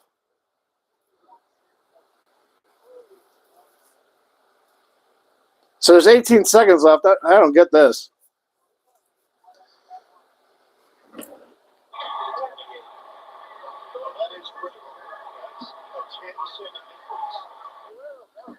Oh, well, he did fumble before he went out of bounds. Maybe that's what the extended review was.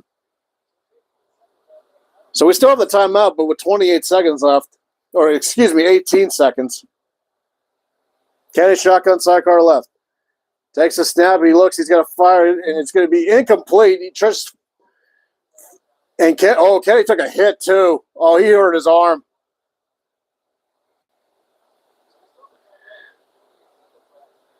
He is down, and he is hurting.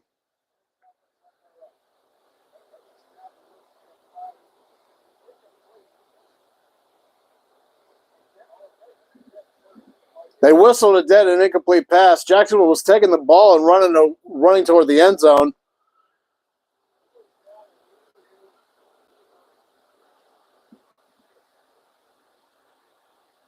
Oh, boy. 96 Adam Gossett came in and he just.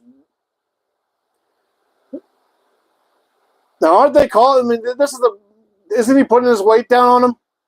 Isn't this what they're trying to penalize nowadays? And Kenny holding his side. I don't know if he's holding his shoulder or his ribs. But that was not a fun landing. So we're going to see Mitchell Trubisky out here. And the Steelers got charged their last time out as a result.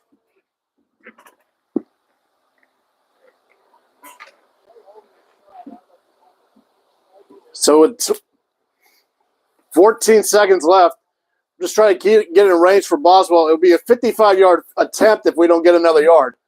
Snap a little low. Trubisky looks. He's scrambling. Fires it deep down the field. The pass is going to be incomplete. He was firing it. It was heading toward, looks like Deontay Johnson was the nearest man there. So it's 3rd and 10 with 6 seconds left.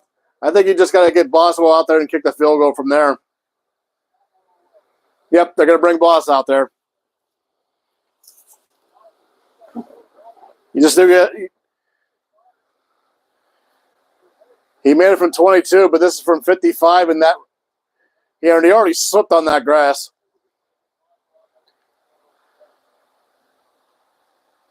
Tough kick even for Boswell. He's been good all year, but this is a tough doozy. Snap, a little high, kick up, straighten up. Did he get enough leg? Yes, he did. Boswell puts it through with 2 seconds left in the half. We have flagged. We got laundry, though.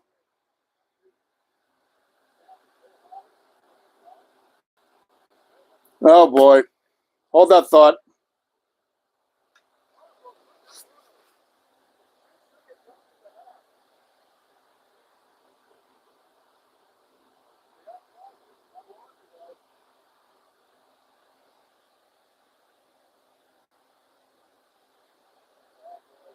Well, he kicked the heck out of that one, too. Good job by Harvard to get the snap that was a little high down. Offside on the right guard of the offense, lining up over the football. 5-yard penalty. Playing it down. Are you joking me?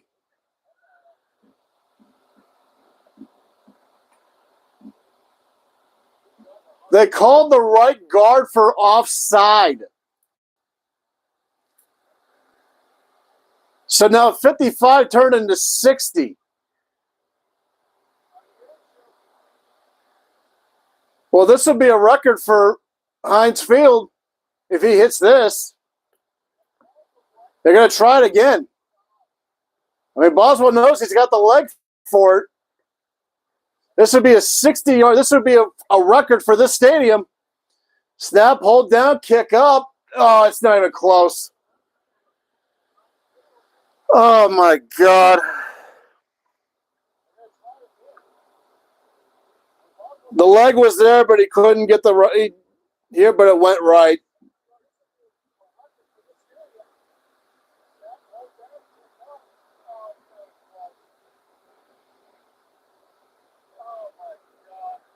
Tomlin's pissed. He's pissed about the offside call. Like,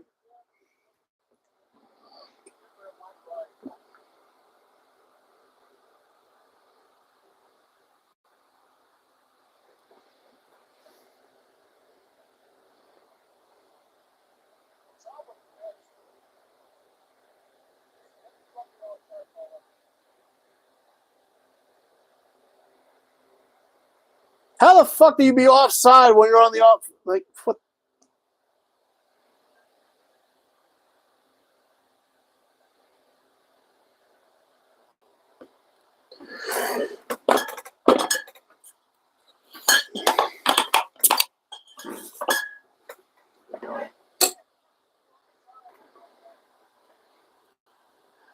It's halftime and the score remains 9-3. It should be 9-6.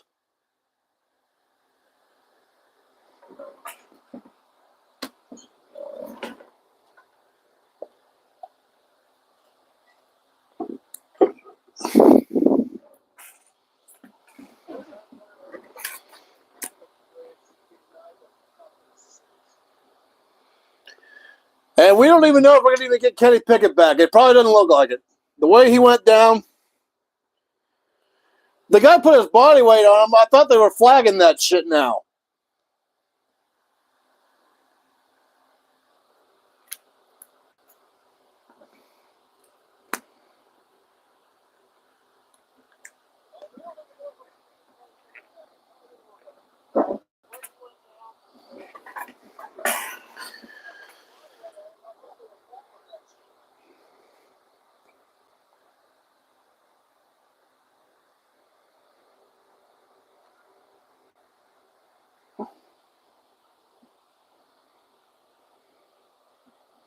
I guess asking for consistency out of NFL refs is like asking a constipated man to give a shit.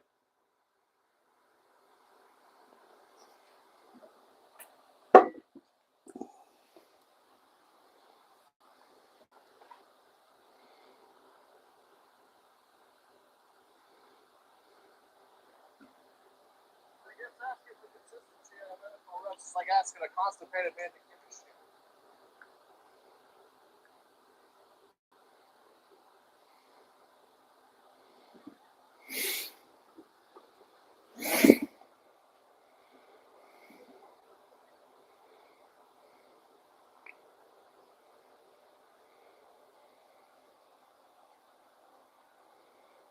Oh, brother.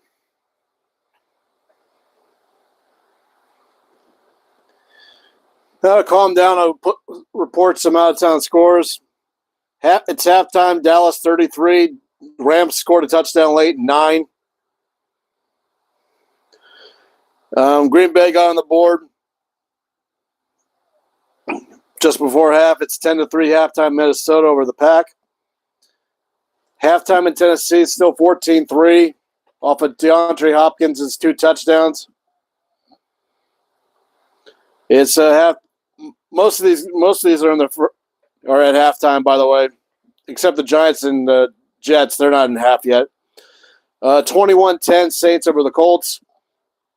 17-7 Miami on New England. 1 minute to go in the second. Jets up 7-3. And Washington kicked the field goal at the halftime gun. They're up 17-10 on Philly. And I think I already mentioned Houston was up 7-6 on Carolina.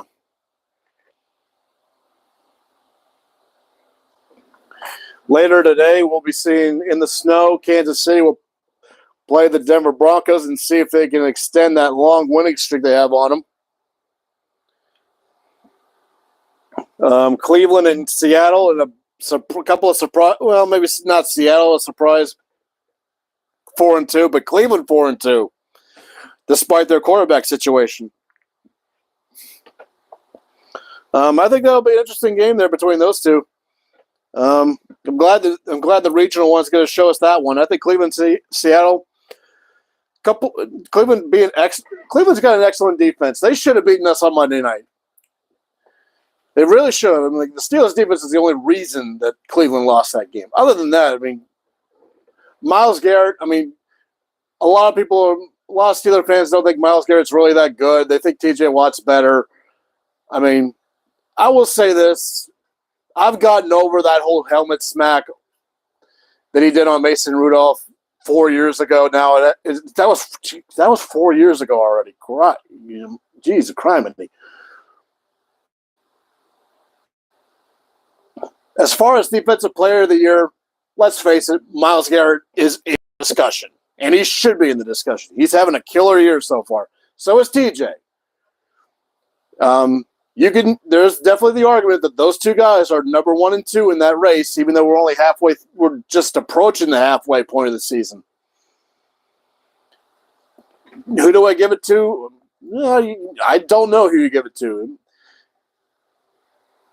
If you told me it was one of those two, I can live with that because, again, TJ's having an excellent year too.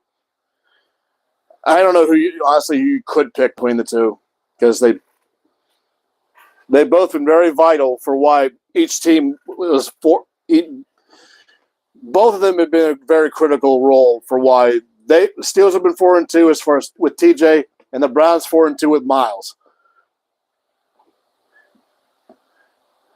But at any rate, Baltimore on the road against Arizona could be a trap game, but I think Lamar Jackson and that offense is starting to click right now. I'm like, what we saw last week against Detroit, I'm like, that was the potential that they have. I think this team could be scary. I mean, yeah, they lost J.K. Dobbins again. Sucks. I felt like if they did have him for a whole year, the Baltimore could be very dangerous. They're dangerous now. They're 5-2. They look really good on both sides. Again, another team that lost to us that should have beaten us. And if they weren't having the case of the drop season in that game a couple of weeks ago, wouldn't be they'd be 6-1. Maybe should be 7-0. They lost in overtime at home to Indy. Baltimore was one of my sleepers for a Super Bowl bid. I like to see what Baltimore can do against a Kansas City or Miami. And finally, the 4 o'clock games to wrap it up. San Fran with a 2-game skid. 2 games on the road, though. So they're back at home. They're playing a very tough Cincinnati team.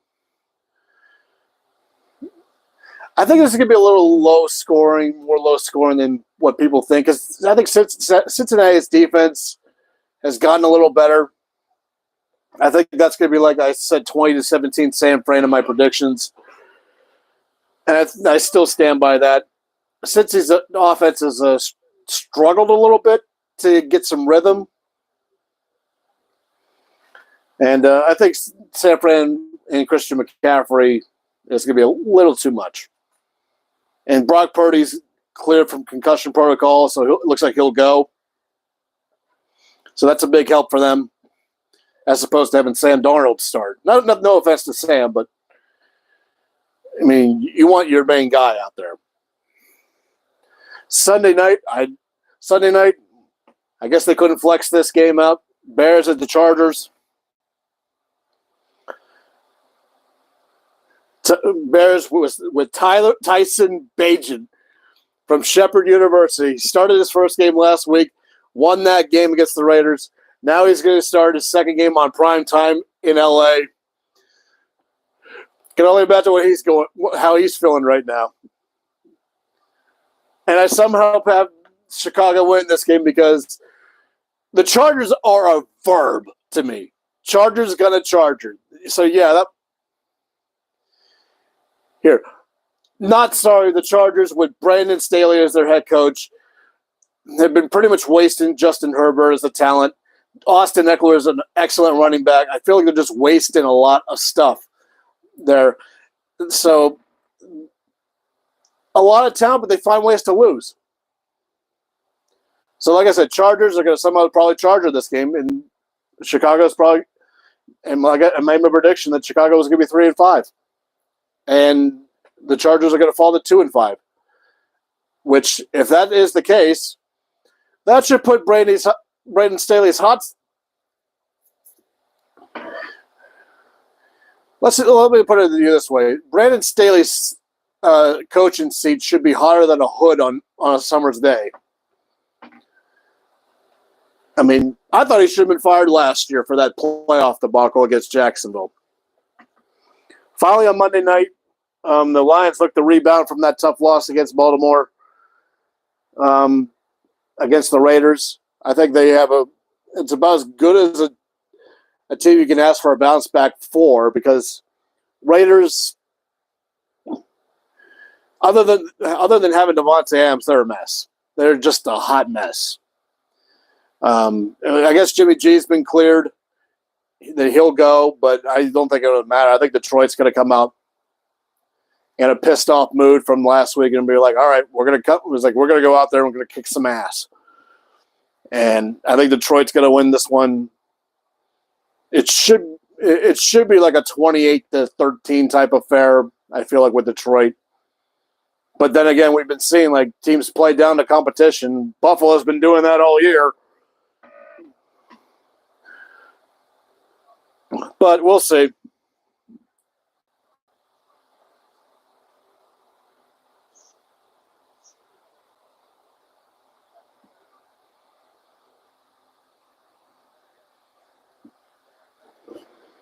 And some games have gotten into the third quarter, and some little scoring went down. New England got to cut the gap to 17-10 with a field goal. Carolina's taken the lead with the 9-7 with a field goal of their own earlier in the third.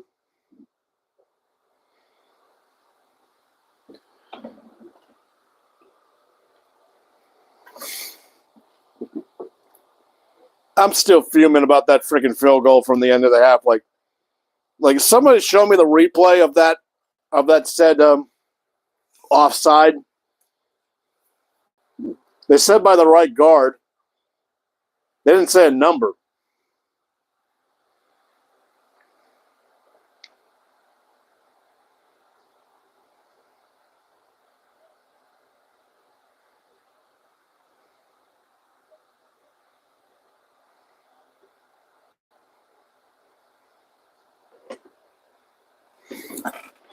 Get out ahead of it. It's not the same play, but it's similarly constructed. Tight formations, offensive lineman there. Was he out there a little bit? I it's highly unusual to see that type of a call in that type of a situation. I don't know that there was enough there to take the points on board for Pittsburgh. Yeah, the guy's helmet was sticking up, but not by a lot. And you just heard Solomon Wilcox say, I don't see why that was for that situation. Like,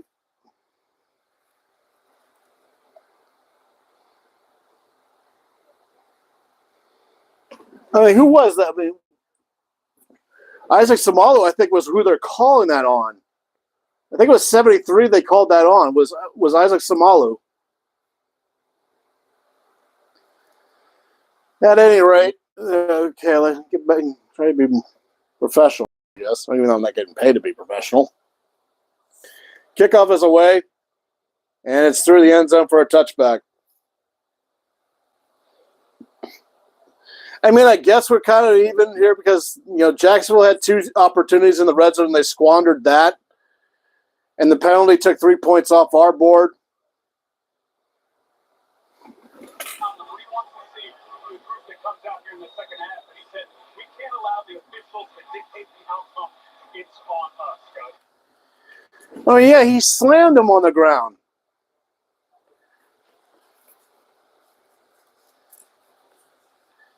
Kenny's out there with they show Kenny out there with his jersey and helmet on. Trevor Lawrence with a quick shotgun throw on 1st and 10. Pass is caught by Evan Ingram. He's going to be tackled for about a 7-yard gain.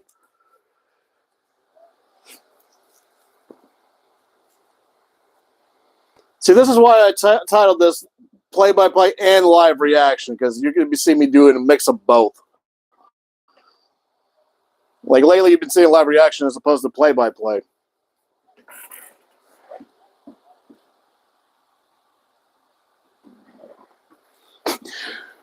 Second and two.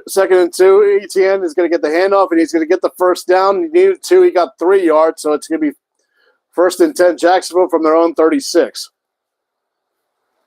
And I just saw your comment, Uncle Tim, saying good one. I guess you're laughing at the constipated joke I made during half.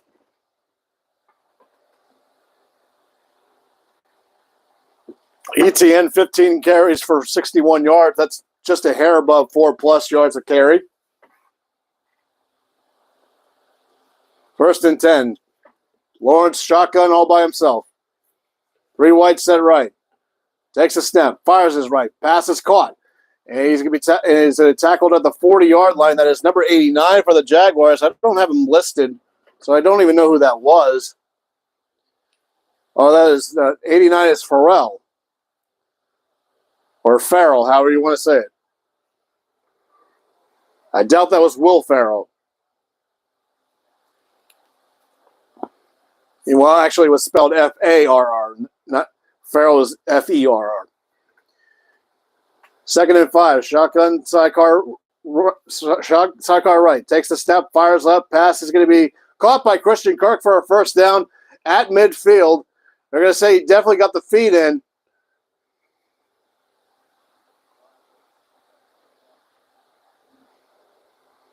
Let's say we'll turn the replay. Catch, control. Yep, I think he got the toe tap. Quick throw to make sure they got the play off, and they did. And it's again Kirk with the catch, but Kirk is going to just catch it and probably actually didn't even get a yard.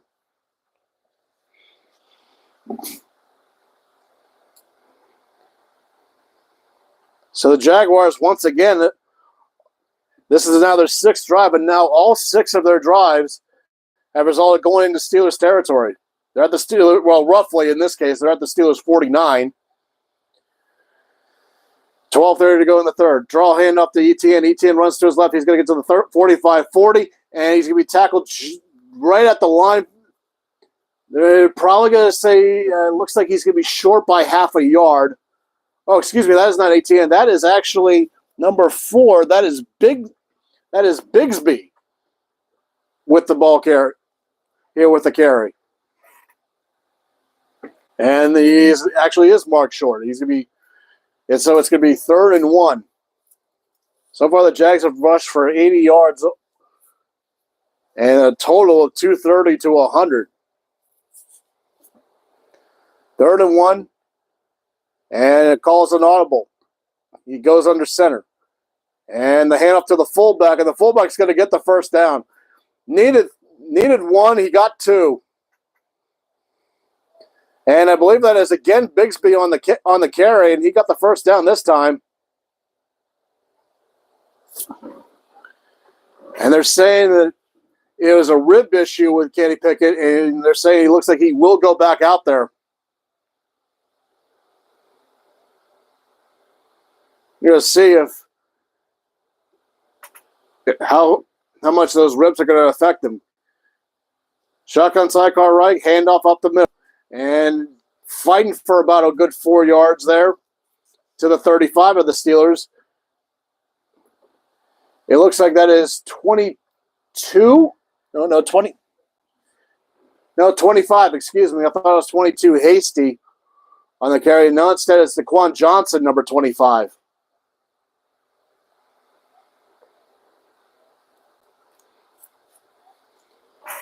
Good for a 4-yard carry. Bigsby again in the backfield. Lawrence under center. Wonder if ETN's hurt. And the handoff to Bigsby. And Bigsby's going to get he's going to run to his right, but he's going to get the ball. Did the ball come loose? No, they're saying he's down.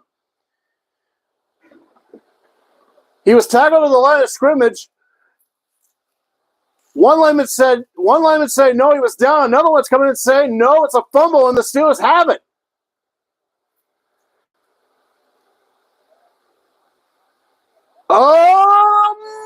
Give me another angle here. I think that's out. This is probably the angle right here.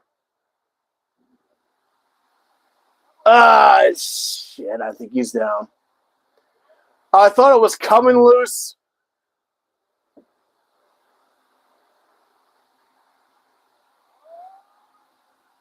I mean, this is a turnover. They called it a turnover. However, all turnovers are reviewed, so obviously they'll look at this.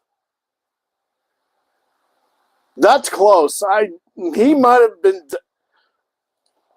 I think his shoulder was down before that got. I think it was jarred loose, but I thought he still might have had control. They're saying, let's take a look. Herbig got his hand in there. Porter was there on the tackle. They're showing knee down first.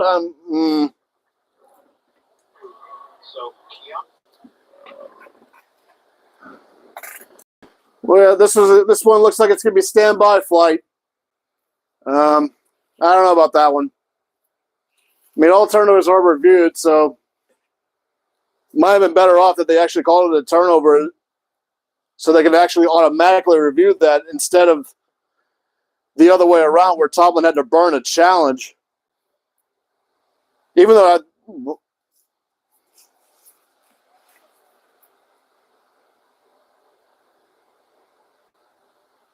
I think the knee was down before that ball was actually out. I think it was a moment where it was jarred loose, and then the knee came down, and then when Porter landed on him, I think that's when it officially came out, and the knee was already down before that. So I think they're going to call this I think they're just going to call this back, and it's going to be third down and 6 from the Steeler 35, as opposed to 1st and 10 Steelers from their own 35. I would love to see a turnover, but at the same time, sometimes you got to call it how you see it.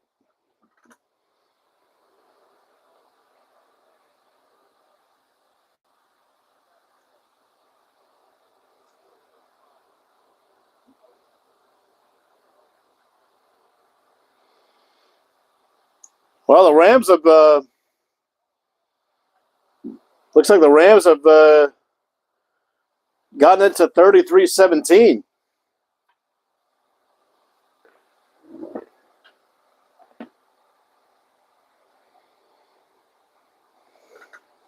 Wouldn't it be hilarious if the Cowboys blew a 30-point lead?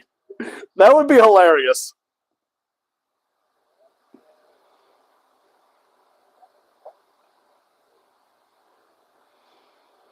I mean, I doubt it. I mean, it's still technically a game. I mean, it's 16 points early in the third. I mean, hell, look at Harvard Yale in 68. There was 16 points in 42 seconds.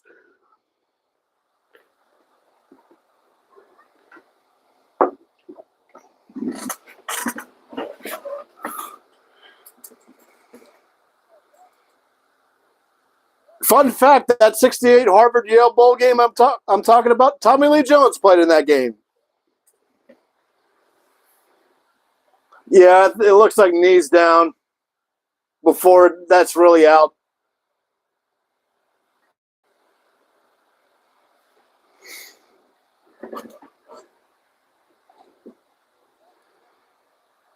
Damn it, that would have been nice, but I think this is going to come back. After review, ruling on the field stand. First down, Pittsburgh. Wow. Okay. I take back what I was saying about the field goal miss earlier. That was probably another 3 points at minimum that was taken off the board for Jacksonville. I mean, there is a jarring of the ball loose, but I guess, Trubisky's out there.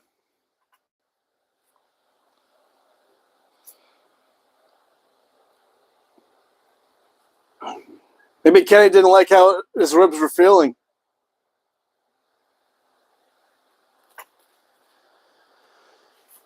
I mean, if he didn't trust it, I understand that. I mean, if it was one of those like, man, you're risking it. Because what if you got hurt some more? If this was Tomlin saying, no, I can't have you out there, Kenny, totally get it. Totally get it. Trubisky under center. Causing an audible, looks like. Looks like there's Najee in the backfield from their own 36. They give to Najee. Najee's not going to get anything. They're saying he got back to the line of scrimmage, but I think that was even a generous spot.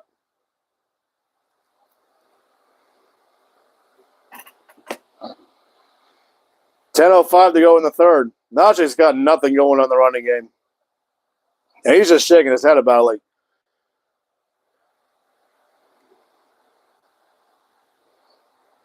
I mean, again, I will credit the Jaguars' defense. They're a very outstanding defense. They've gotten better as of late. 2nd and 10 from their own 36. Trubisky's shotgun sidecar right. He looks. Fires down the middle of the pass. Incomplete. Intended for Connor Hayward. Got swatted down. Got hit as he was trying to get it. Well-timed. That was a well-timed. Good timing on the hit there by 46 of the Jaguars defense, and they have now officially ruled Kenny Pickett out with the rib injury.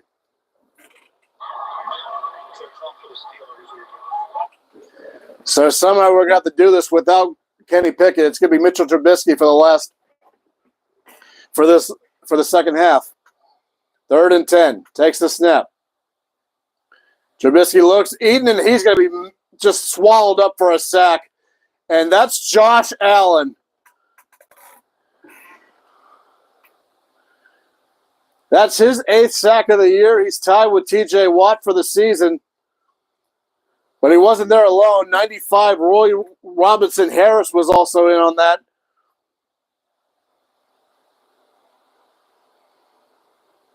Lost 10 yards. The punt is away from left to right. And on the return is Agnew from his own 21. He gets to the 25 to the 30. And he's going to be tackled at the 30. And that's where the Jaguars will start with 8:57 to go in the third.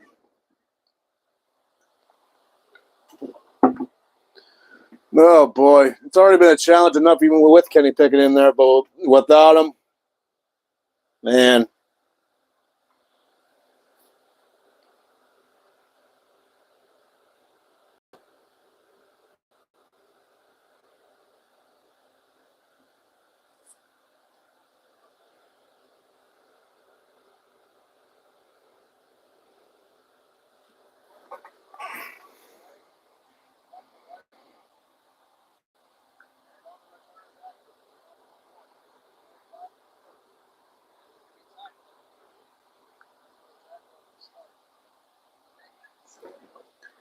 Yeah, the referee's been a little weird today. There was a couple of calls that went against us, and I'm like, what the hell? But then that turnover on the Jaguars' last drive, which I didn't think it was a fumble. I honestly didn't. I mean, one line, the sideline judge came in. She said that he was down by contact.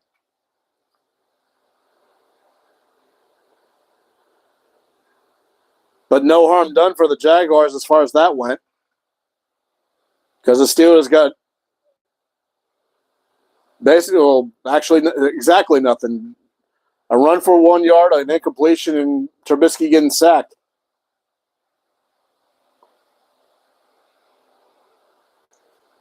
And again, I mean, this is not okay. I mean, this is not like, okay, you're playing against, like, say, Indianapolis, whose defense ain't that great.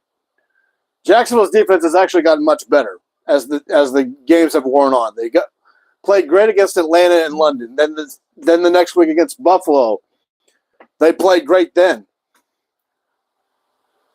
Didn't have the best game against New Orleans, but they did get a pick 6 in that game.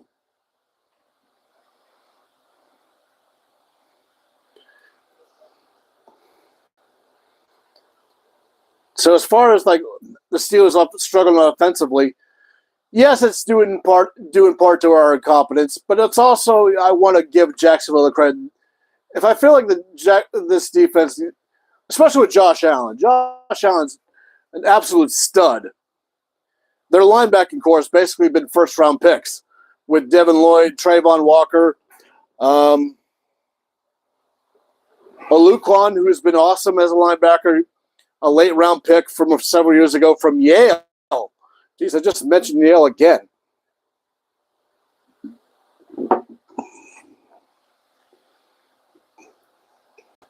I'm very impressed with Jacksonville's linebacking core. So the fact that the Steelers are having trouble with Jacksonville on offense, not a shock. And that's not a Matt Canada thing. And Trevor Lawrence takes a snap, and he's met and sacked. I don't know who's going to get credit for the sack. Like four different Steelers basically had a bear hug on them.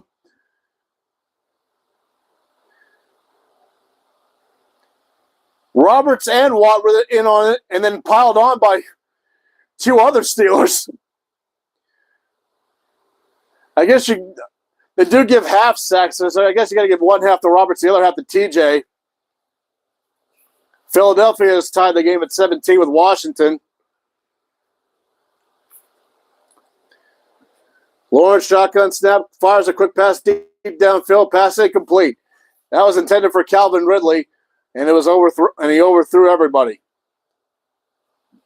So very quickly, 3rd and 16. Where's your Steve Austin meme?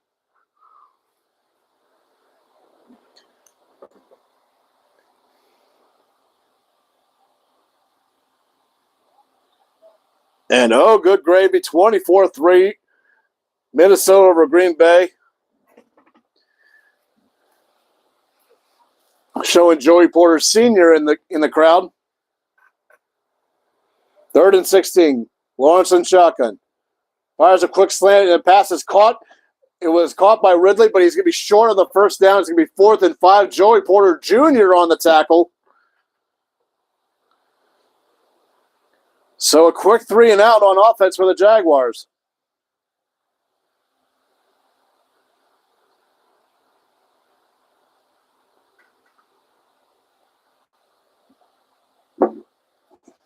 Good job by Porter to get that tackle in there. And the punt is away. Punt by Logan Cook. And fair catch called for by Calvin Austin. And the ball will be at the 11-yard line for the Steelers to start their next drive with 7:33 to go in the 3rd.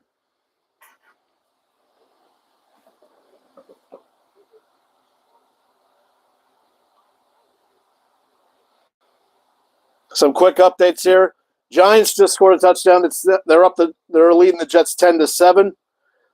Tennessee's lead got cut a little bit. It's now 14-6. Miami doubled their lead from 7 to 14. It's 24-10.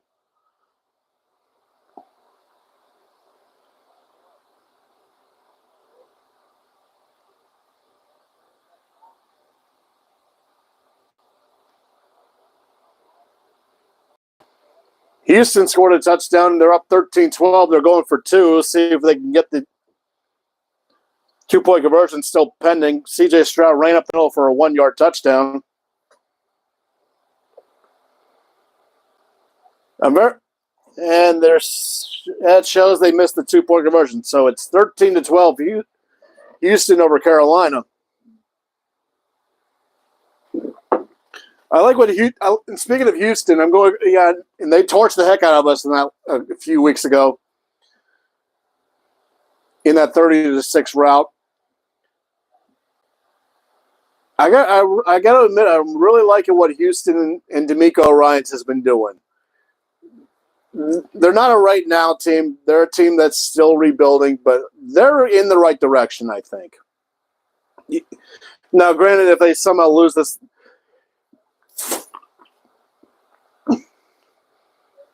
I mean, they had a rough couple of weeks. I think they lost to Baltimore on the road. They lost at home to Indianapolis when they still had Anthony Richardson. But then they had that big road win to get their first win against Jacksonville. Then they, again, beat the crap out of us. Lost at the gun to Atlanta. And here, I can't remember the other game that they won.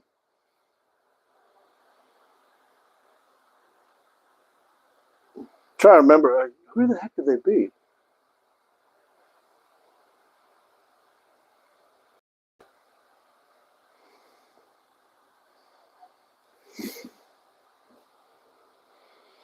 Anyway, before I get the game's back on here. So either way, Houston, I think next year Houston's gonna be a pain in the ass. 1st and 10, Trubisky, shotgun sidecar right. From their own 11. Takes a snap, fakes the hand off to Warren. He's got a bootleg right. Trubisky's got to run. He's got to slide down at about the 15-yard line for about a 4 or 5 yard gain. They're going to mark him at the 16 for 5.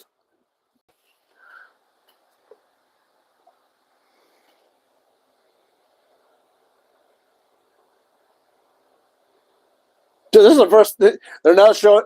It took them 2.5 quarters to actually show Matt Canada. They're showing the ranks 28th in rushing, 25th in passing, 31st total. Hand off to Warren. Warren's going to get a first down to a 20 to the 25.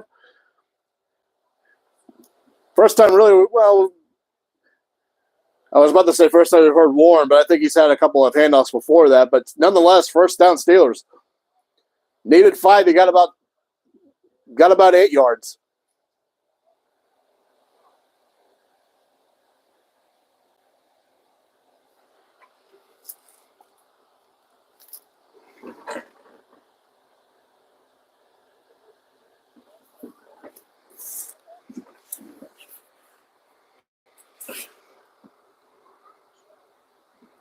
Under center this time, fakes the handoff.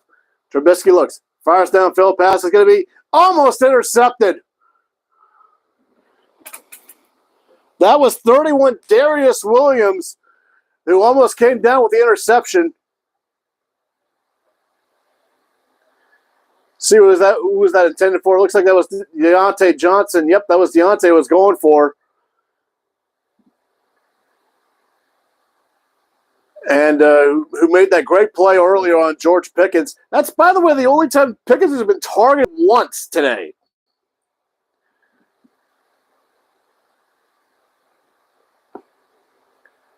Shotgun sidecar right. Draw hand up to Najee. Najee is going to get to about the 28, and that's going to be all he's going to get. Or no, excuse me, 27. He's going to get only 3 yards, so it's going to be 3rd and 7 coming up here. And now they're showing George Pickens on the screen here. Yeah, he's only been targeted 1 time today. And he would have been a big catch if Williams didn't get his hand on that ball. Other than that, they haven't gone to him since. Shotgun sidecar right, 3rd and 7. They need their own 34 for a first. Takes the snap. Looks, fires downfield pass. Caught, but was he in bounds? That was Pickens. They're saying, yes, he did. I don't know how the hell he did, but he did. at their own 43. I'd hurry up and run a play just in case. Catch. They're saying he dragged the toes. I need another angle there. And Jacksonville is going to quickly challenge that, and as they should.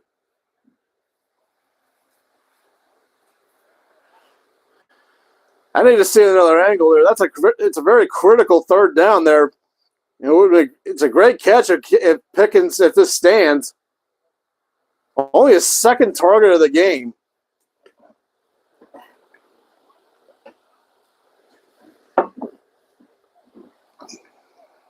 As he's chatting it up with Trayvon Walker of the Jaguars. Here's the angle.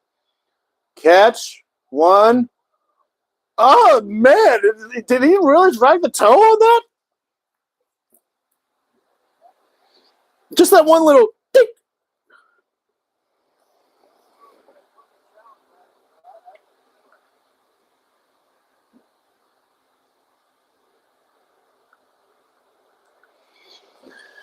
Oh, George, I don't know how you did that. The good news is the only good right now. The good news is they did call this a catch.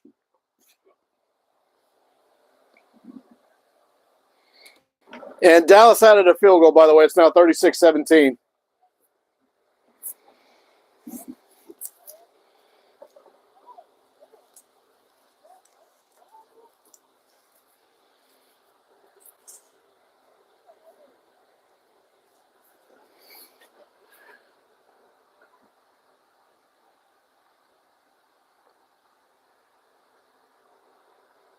I mean, they have been targeting Deontay Johnson quite a bit.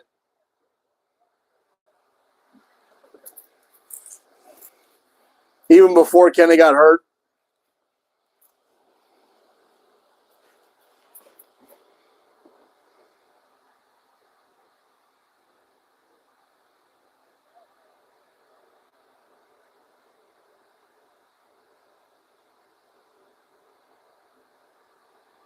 This is what we're sitting in a commercial. We're just basically waiting on the to see if the results, what the results are.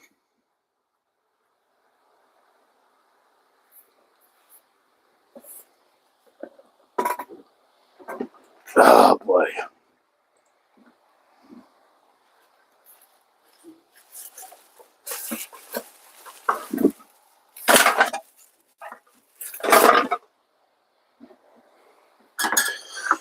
And one more of these.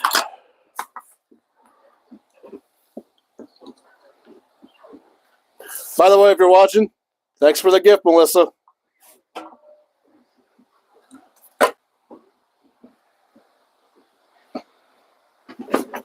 Oh.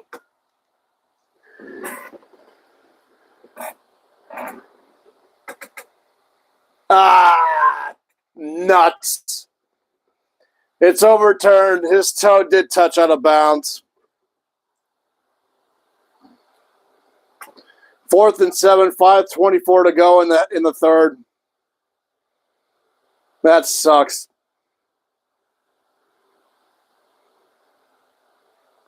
Punt is away. It wasn't even a good punt. Let's see where it went out of bounds. Where are they going to spot that one?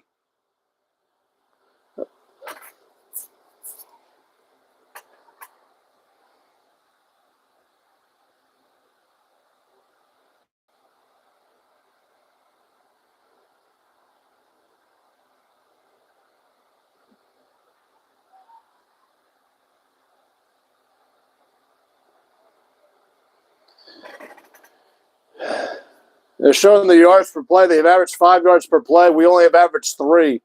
And the only reason this is even a game is because of the 3 turnovers.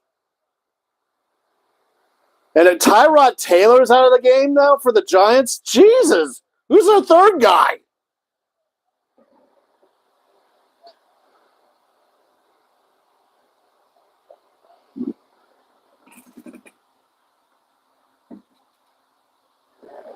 First and 10, Trevor in shotgun, sidecar left. Takes the snap. He's under pressure. He's going to throw a screen pass and couldn't hold on to it. That was Travis Etienne who couldn't hold on to it, so it's going to bring up second down. pretty fortunate that ETA couldn't get that because he probably had a clear lane for an easy first down there.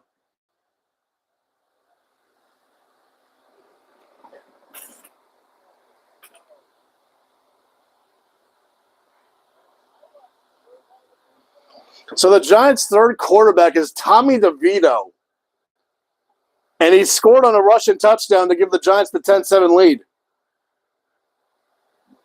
Banana bunch left. Shotgun pass. Caught!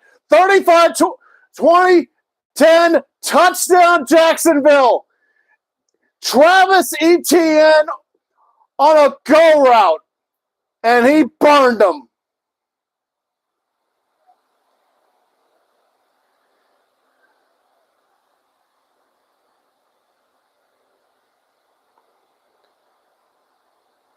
Travis Etienne burned Joey Porter Jr. on a go route.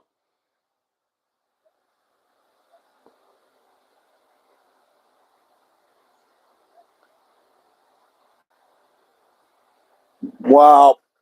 And the Jaguars are going to go for 2. Damn it.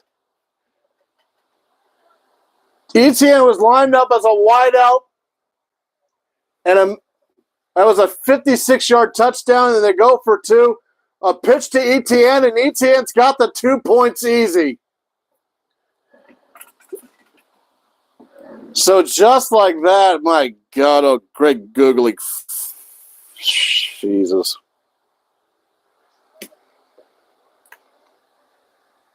.505 to go in the third. I mean, I did say in the one drive before, why did they quit giving it to ETN? They didn't. They gave it to him there. And they burned the Steelers for a 56-yard touchdown completion.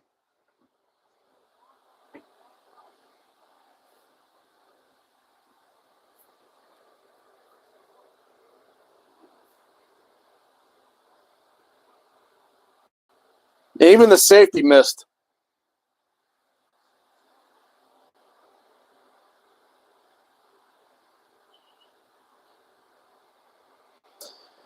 Oh, man.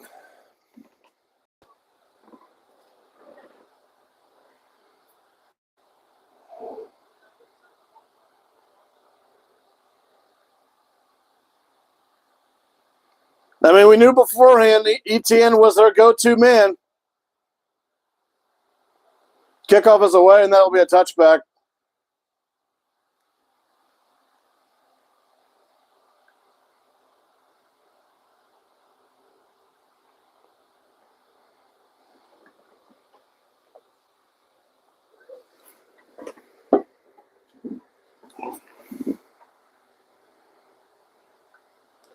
Oh, next Saturday, showing next Saturday's college games. Ohio State at Rutgers. Rutgers actually playing better.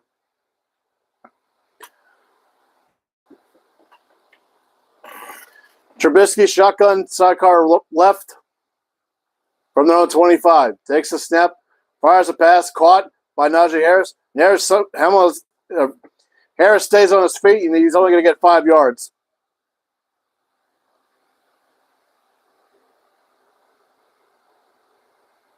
Oh, yeah, I forgot. Houston and Carolina is a meeting between the number 1 and 2 and 3 overall picks. That might be a first.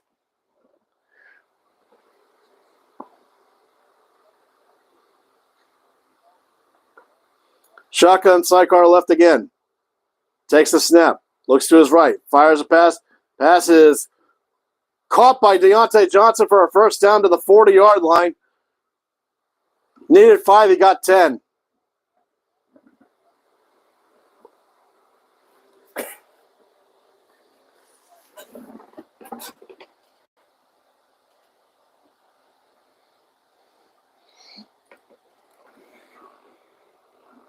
Deontay Johnson, 7 catches for 73 yards. Trubisky under center this time with Najee in the back.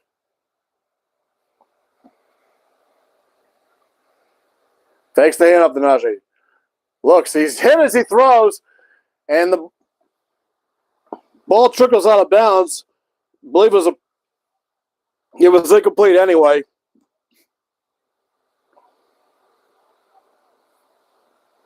And it'll bring up 2nd and 10.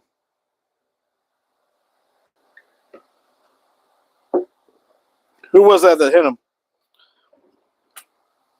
45? Yep, 45 for the Jaguars. I don't have them listed on there. But yeah, that was a forward pass.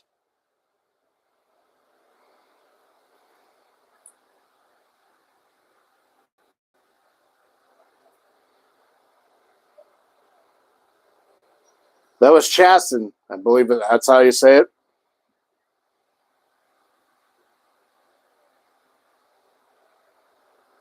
I don't know what Tomlin's at. I don't know what Tomlin's exactly. I don't know what Tomlin's asking about, but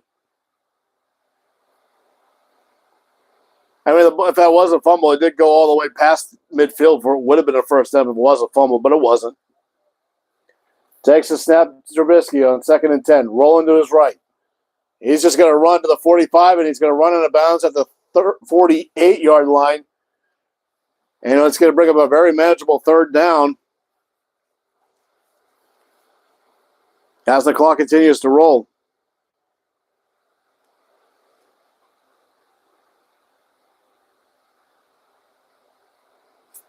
And Tennessee is extending their lead to 21-9. DeAndre Hopkins, 3 touchdowns today for DeAndre Hopkins. So if you have him in your fantasy league, that's money. 3rd and 2 from their own 48. They need midfield for a first. Trubisky takes the snap. Drops back. He looks. Now he scrambles left. Looking. Still looking. Under duress. Still on his feet. He's looking. He's just going to fire across the middle. Pass is caught by Deontay Johnson. Somehow Deontay Johnson got open and he gets a first down. Jeez, I thought that was going to be picked because he was throwing right across his body in the middle of the field. That's usually danger to Will Robinson. But Deontay finally...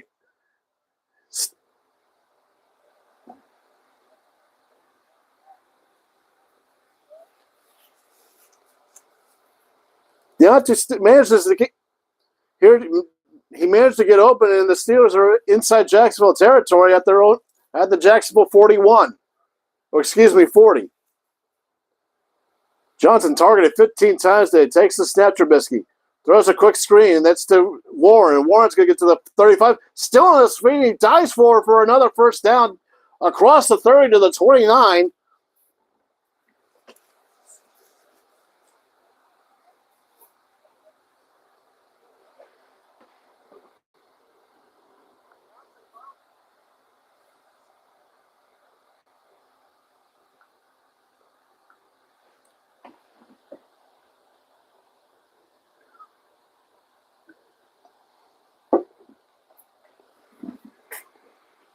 $1:43 to go in the 3rd. Again, sidecar left on a shotgun. Give to Warren. Warren to the 25, and he's going to follow forward to about the 22. Gain of about, let's say, 6.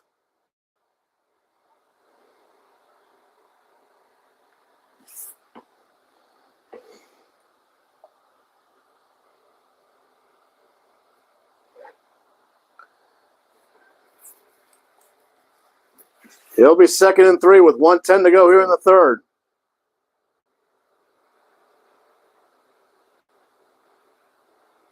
From the 22, they need the 19 for a first. Takes the snap. Fires a quick pass. It's to Pickens. Pickens stays on his feet. Touchdown, Pittsburgh. Forget the 19-yard line. How about the end zone? Finally, Pickens gets a catch, and he finds the end zone with it. With 53 seconds to go in the 3rd.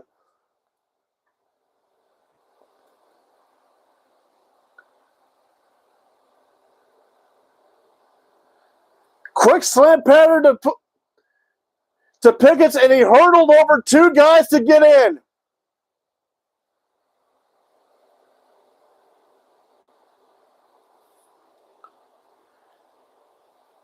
Extra point is up and good, and the Steelers have cut the deficit in half.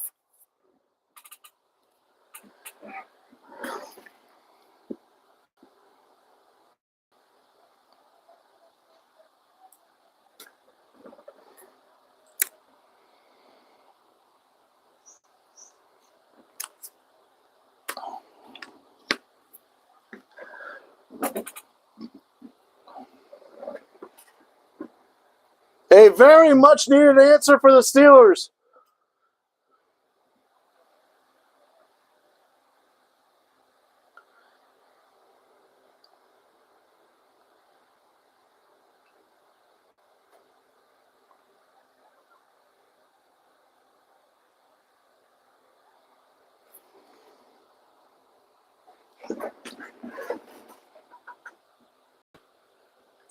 On Deontay Johnson, banged up. He's being helped to the medical tent, it looks like. Boy, we didn't see what happened to him.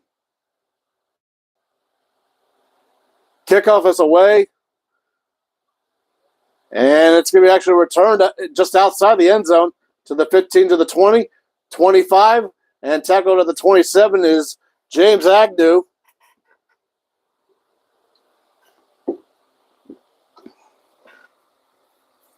Boy, 47 seconds left in the third. We need to find out what the heck's going on with Deontay Johnson. What happened to him?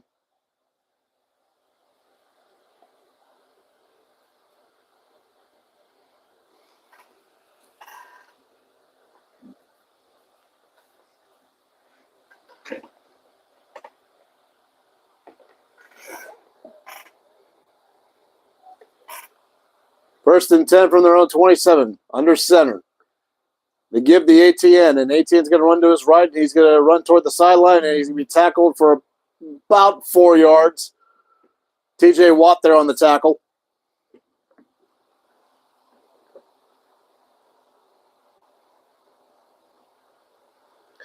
And could be the last play of the third.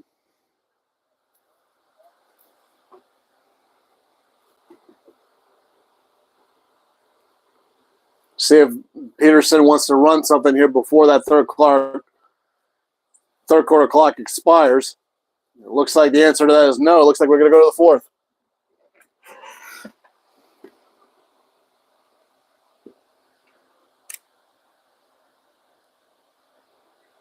So 15 minutes remain.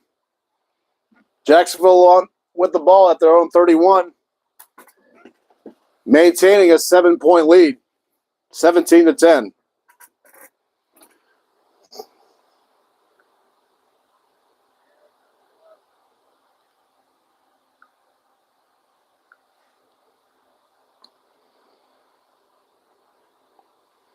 Give you some updates on some out-of-town scores. Houston still maintaining a 13-12 lead. Dallas just scored a touchdown to put it at 43-17. That's officially a wrap. Still 12 minutes left, but that's a wrap. Minnesota up 14-10 on Green Bay. Atlanta just scored a touchdown to cut the deficit to 21-16. New Orleans lead to the Colts 28-20. Miami still maintaining a 24-10 lead on New England. It is still 10-7 Giants over the Jets. And Philly and Washington in a tight struggle here. It's 24-24 with 8:47 left in the fourth in that game.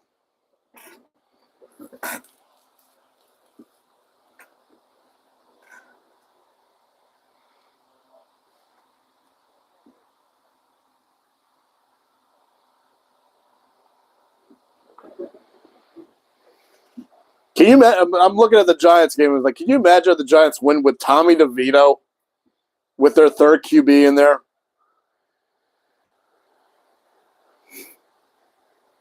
Hey, whatever works. Hey, I'm not going to be judgmental about it. Well, maybe Jets fans will. Jets fans, how the hell did we lose to the third guy? Well, that game ain't even in the. That game's just now going to the fourth quarter, so a lot can happen.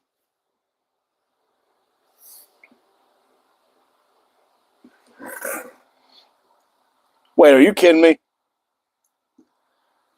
Well, this is how you can tell that the Saquon's their only offense. I'm looking at this Yahoo stat tracker right now.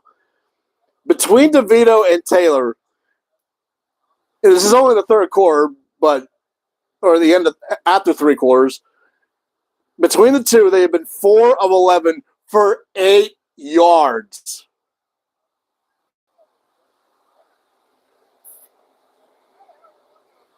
Their leading receiver is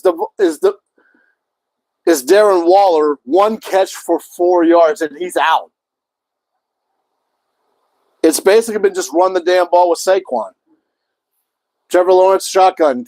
Catches made by 17, and that's Evan Ingram. And Ingram is going to be, I think, a yard shy of a first down. It's going to be 3rd and 1.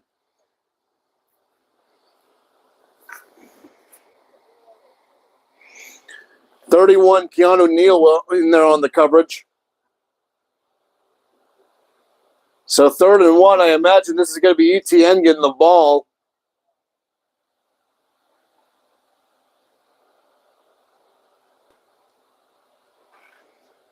Shotgun, Sycar left. No, they don't give it to him. No, they will give it to him on a screen, and he will get the first down.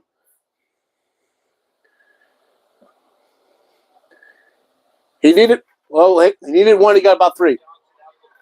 Hopefully that means he's okay and able to play. See the new ball active, put him in that motion, they brought him back in the opposite way, trying to get. I was trying to listen to see if they had an update on Deontay.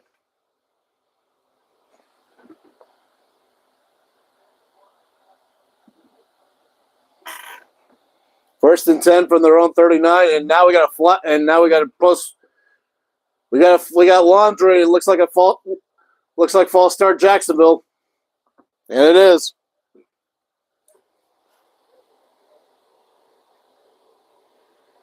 That is Luke Farrell, the tight end.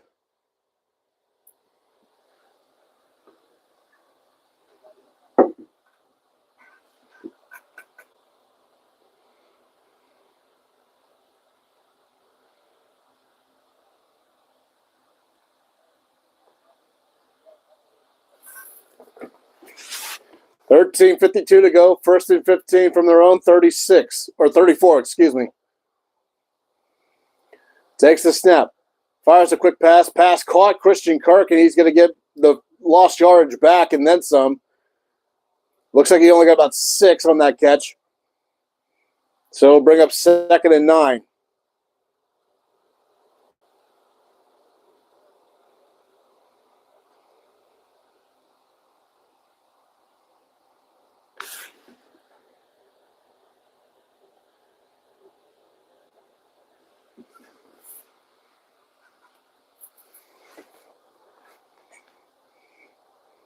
Second and 8 from their own 41. And they give the ETN, and ETN's going to lunge forward for about a couple, and it'll be 3rd and 6 to about the 43-yard line.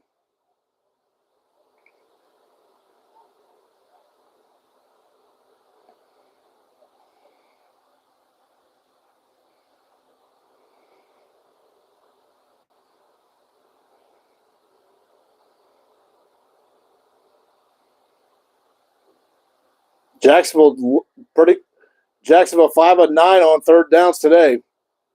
3rd and 6 here. Shotgun, Sycar right. Takes the snap. Looks to his left. Still looking left. He fires left. Pass caught. Evan Ingram first down. Pass midfield. He's going to be tackled at about the 46-yard line. Needed 6, and he got about 11.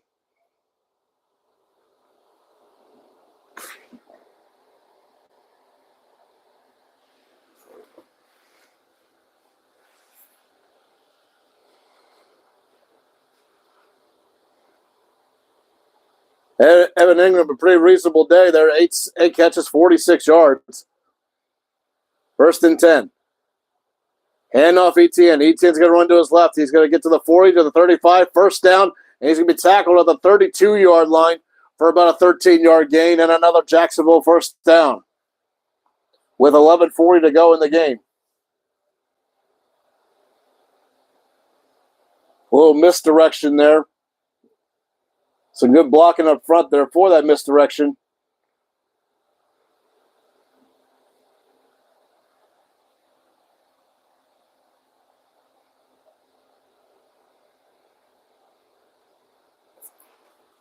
First and 10, shotgun, Sycar right. Takes the snap, fakes the hand off the ATN. He's going to drop back. He's going to fire the pass down middle. Pass is incomplete. Tended for Calvin Ridley. He got his hands on it. He couldn't reel it in. That would have been a first down inside the Steeler 15 if he got it, if he reeled that in. He was open. He just couldn't get it in. Casey, and it looks like Joey Porter Jr. was there on the coverage. Nope, 20 was on the coverage. That was Patrick Peterson. Person saying his name all night. Second and 10. Lawrence takes the snap. Under pressure. Fires a screen pass and it falls incomplete. He was under serious pressure. He just wanted to get rid of that ball before he took a sack. And that's not the good. And it would be a 49-yard field goal if the Jaguars don't advance or go backwards.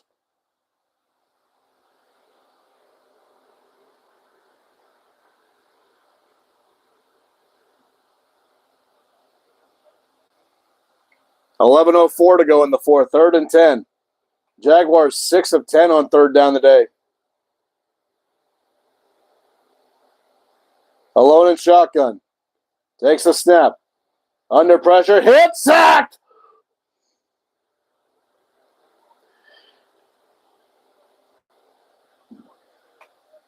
TJ Watt was in on that one.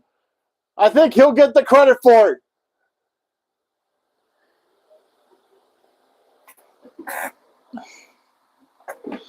$94 for the Steelers was also in on that one too.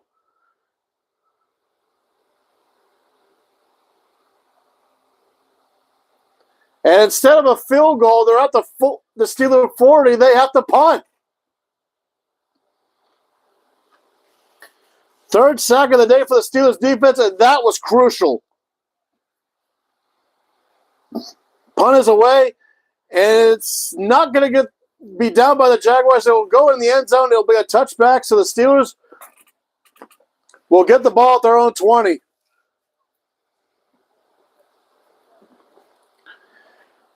TJ Watt once again. And that kept points off the board.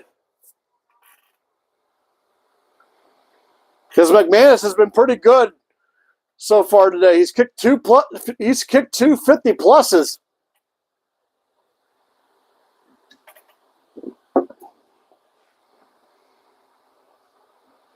Kind of curious. It wasn't the 40. It would have been a 57-yard field goal.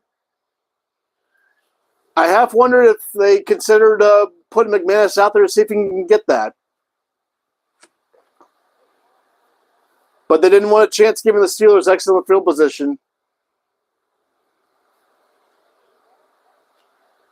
Which by doing so ended up being a 27-yard difference.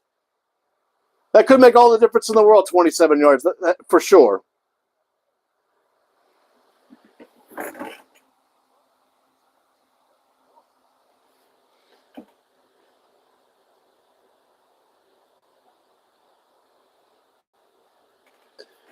And the New England Patriots have cut their deficit in half from 14-7. It's now 24-17 Miami.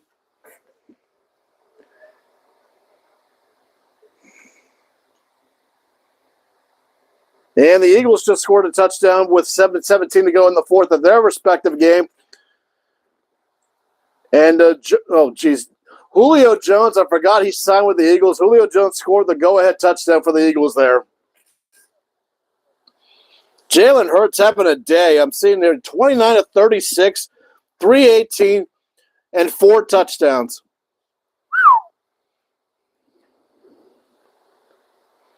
And once again, A.J. Brown is just having a monster game.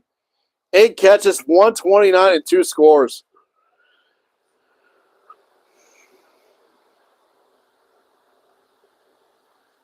I mean, Sam Howell's having a good day in his own right, too. 33 of 41, 304. Does have a pick, but he threw 3 touchdowns.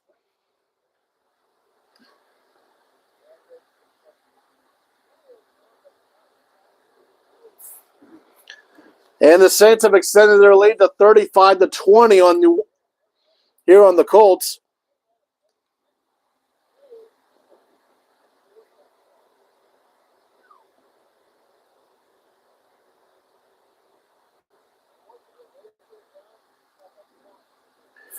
Trubisky, shotgun sidecar right on 1st and 10 from their own 20 with 10:14 to go. And we got a free play. They were offside, and Trubisky's just going to fall down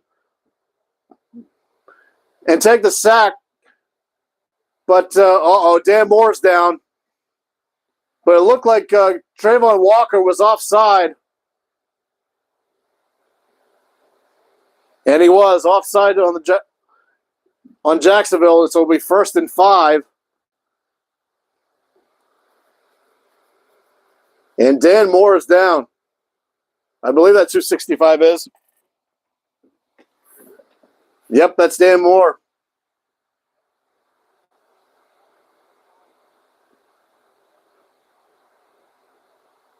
And Deontay Johnson has his helmet on. It looks like he's back out there.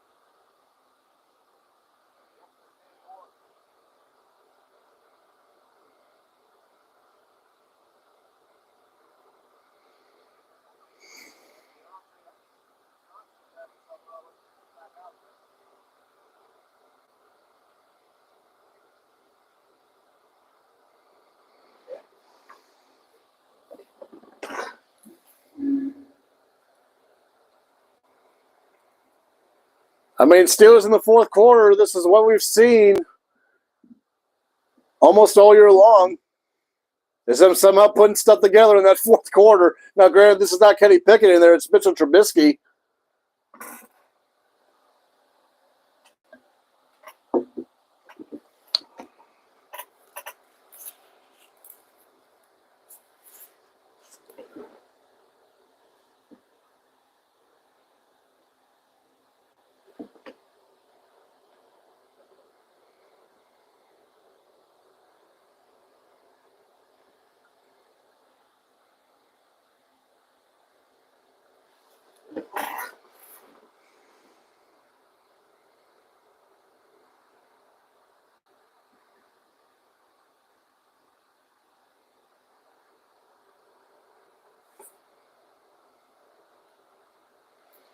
I guess I can start putting Dallas is going to be 5-2. The Rams are going to falter to 5-3.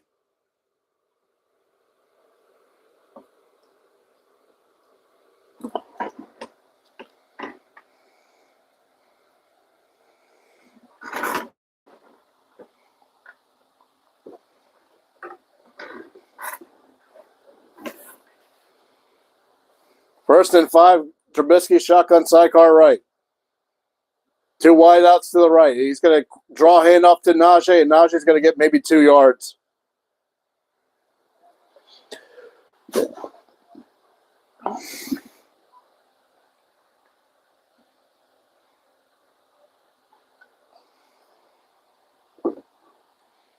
Yeah, good job by they're showing the Pickens touchdown again. Somehow hurdled his way through 2 guys. Trubisky under center this time. Najee in the backfield. 2nd and 3 from their own 27. And do we have a timeout? Yep, Steelers call their first time. Oh, jeez. They didn't like what they saw. They had to call a timeout. And that could be a very valuable timeout. They could. He was evaluated for a chest injury. There was some oxygen into that blue tent, but he's been able to bounce back and get back out there. Yeah, Johnson took a shot here. A couple of players landed on. So they're saying it was a chest issue with Deontay Johnson.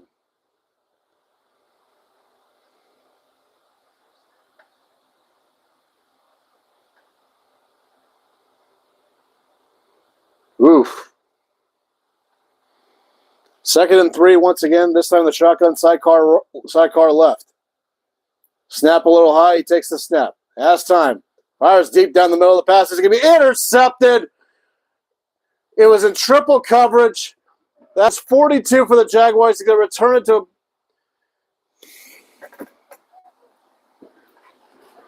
Oh, I don't know why you threw that one, Kenny. Mitchell. I keep forgetting it's Mitchell out there. It was intended for Allen Robinson. That is Wingard, number 42, with the interception.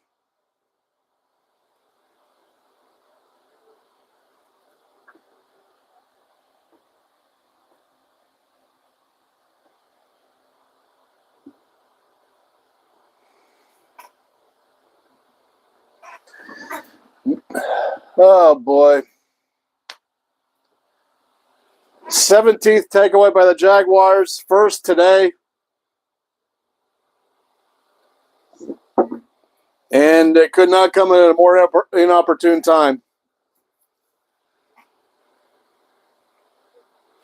Yard line. We set the game clock to 9:20.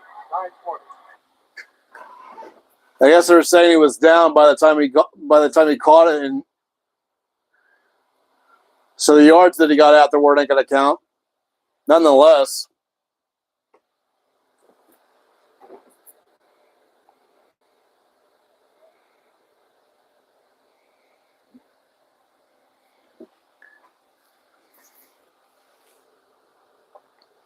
from their own 41, hand off to ETN, and ETN's going to get up the middle. He's going to get about 2 yards, if that,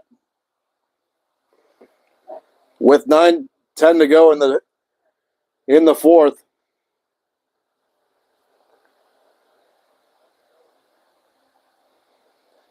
Oh, great. They're showing the Jaguars ripping the terrible towels off the Steelers fans' hands.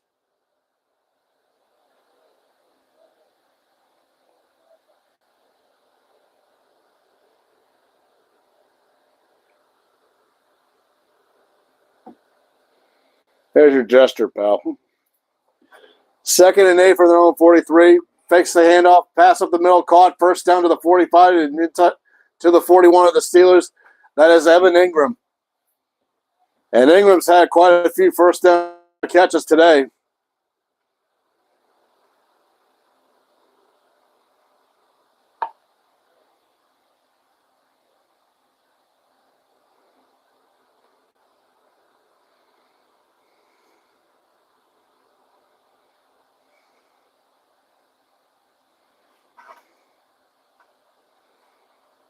Now coming down to 8 minutes to go here.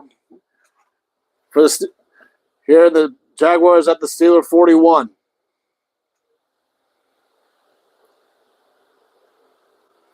Draw hand up the ETN up the middle. He's going to get another first down. He's going to get to about the 29-yard line of the Steelers. We have a flag down, though.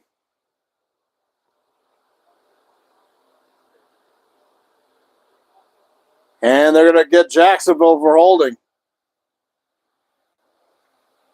And that is Luke Fortner that they're going to get for the hold.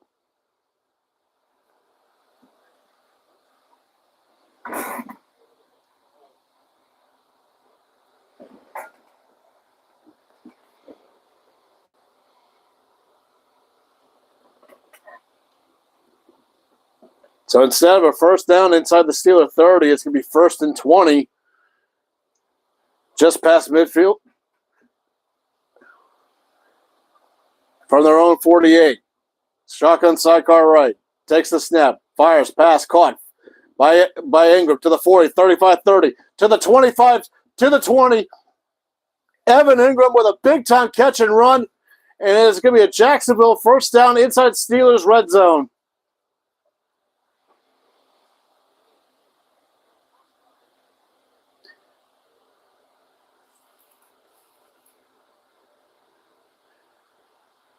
A missed tackle there by 31.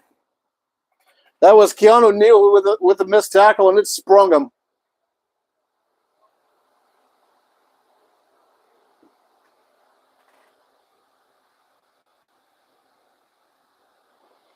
That was about a 35-yard catch and run there. Hand off to Etienne on 1st and 10. It's at the Steeler 18. He's going to get maybe a yard if that, as the clock continues to wind down to 6.5 to go.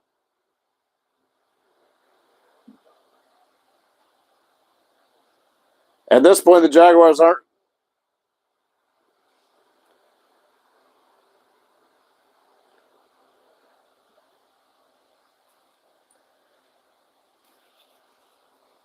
Jaguars are more of a fan just trying to wind this clock down as much as they can before putting points on the board. And Miami looks like they're going to win. They're up 31-17 with less than 3 to go.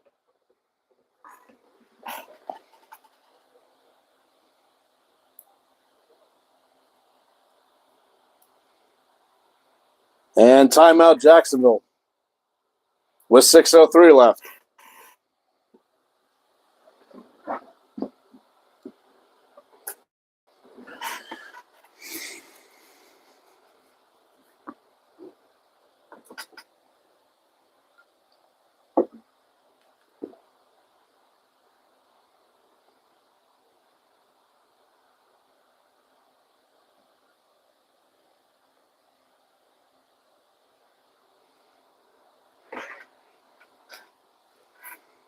I can't imagine Trevor Lawrence making the same mistake he made by throwing that one errant pass in the end zone.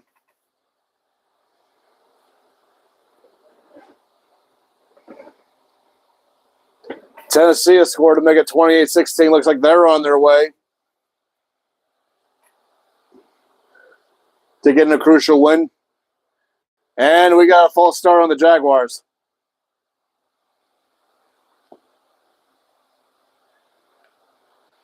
Call the timeout just so you can false start on the next snap. And that is Luke Farrell. That's the second time he's been called for a penalty.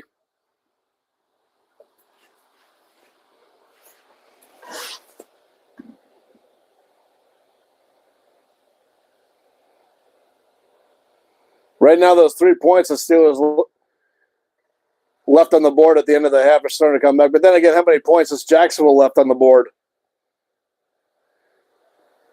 Hand off Etienne to the left. And Etienne's going to lose a yard.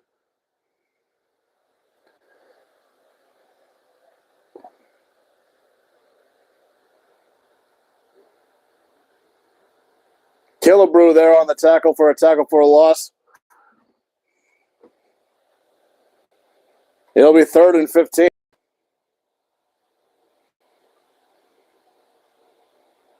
I think Jacksonville's just going to protect that ball and just let the clock run down and kick this field goal, go up 2 possessions.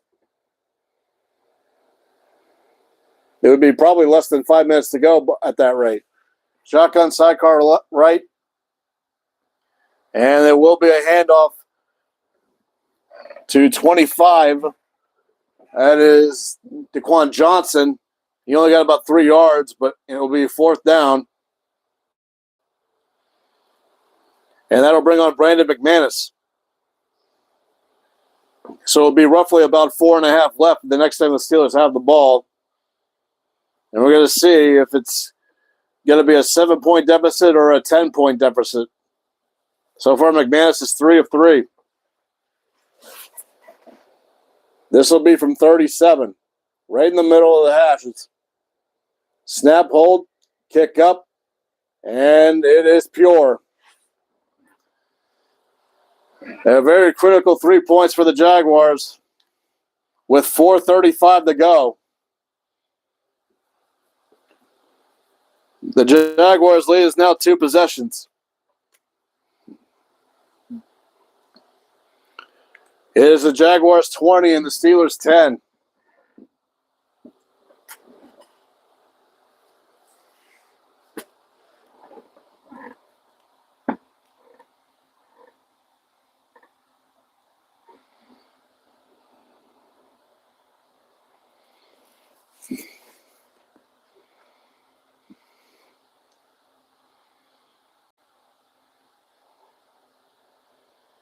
Looks like Carolina's setting up for a field goal in the last seconds here. They get their first win on Houston. I said this probably, if the Carolina was going to win, this was the one game they could win.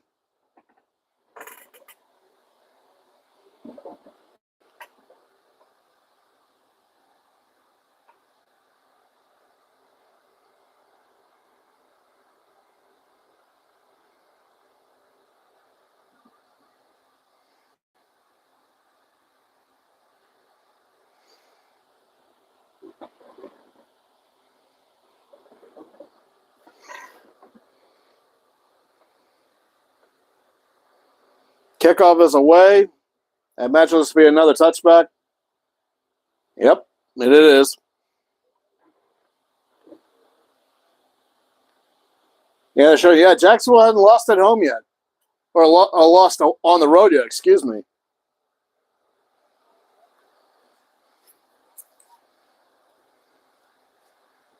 Both their losses this year are coming home to Houston and Kansas City. First and 10, Kenny, shotgun, sidecar right. At their own 25. They're down by 10. Snap, little load. Pass caught, Connor Hayward, and Hayward's only going to get 4 yards.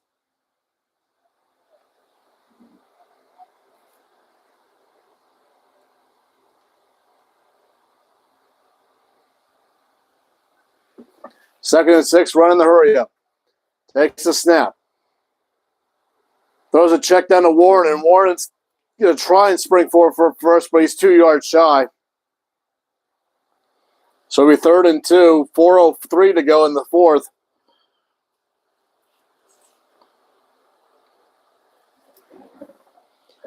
And the Carolina Panthers have gotten their first win of the season. Kenny shotgun, quick throw, pass caught by Warren, and Warren's got to get the first down. Or excuse me, that's Connor Hayward. But that suits Jacksonville just fine as long as the clock keeps running. Now 3.5 left. Shotgun takes a snap, looks, another check down, and it's going to be another 5 yards. But that's more time off the clock. That was to Warren this time. 3:20 to go. And so far, as far as Jacksonville is concerned, as far as their playoff race, they got their wish. Houston lost. Trubisky's going to scramble. And he's going to run out of bounds, and I think he's short of the first. No, they're saying he got it.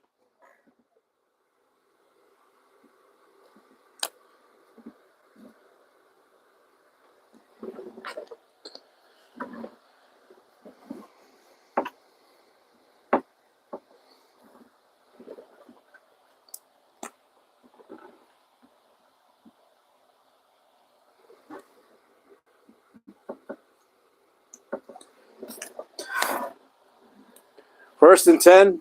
They called it a first down. First and 10 from their own 46. Trubisky takes a snap. Fires pass is caught. Oh, no, excuse me. It's dropped. That was intended for 87. That's Williams.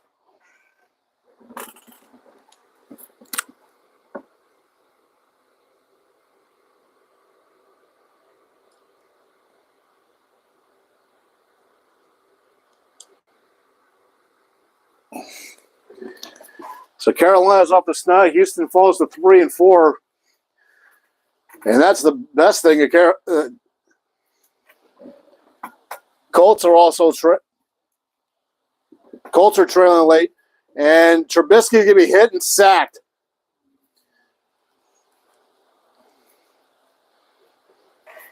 Hit and sacked with 2:50 to go. Let's see who that was that got him. Is that Josh Allen? Yep, they're going to give it to Josh Allen, it looks like. Yep. Second sack of the day. Kenny's going to fire one deep down the middle. The pass is intercepted, I believe. No, they're saying he didn't get it.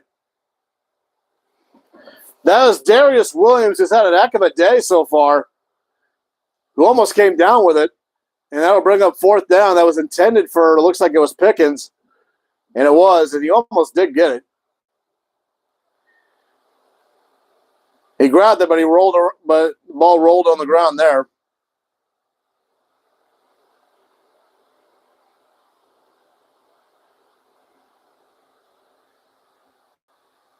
Yep, hit the ground. 4th and 16 with 2:30 to go, and this is pretty much your game here. I mean, to have any glimmer of hope.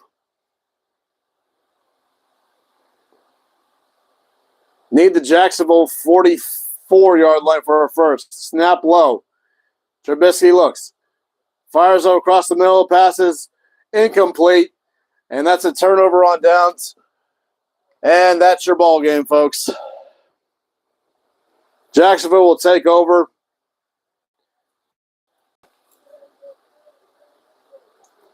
And the Jacksonville Jaguars, with that, will move up to 6-2 with a very impressive showing on defense.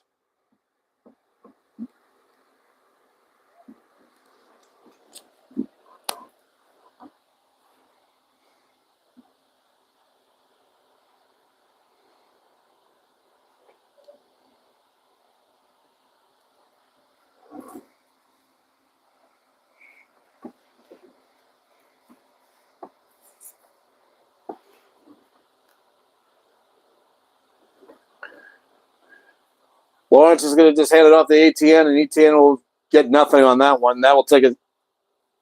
Nope, they're just going to call timeouts.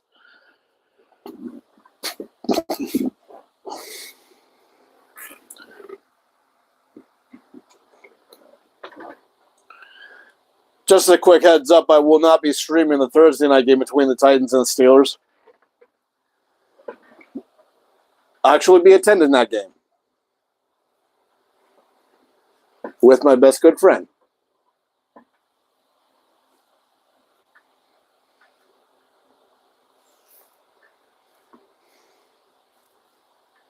Tennessee, speaking of Tennessee, try to hold on to their lead. And the Dolphins officially have won 31-17 over the New England Patriots. They move up to 6-2. They maintain their lead in the AFC East. As ATN is tackled for a 4-yard loss by Alex Highsmith. That's the first time he called his name all night.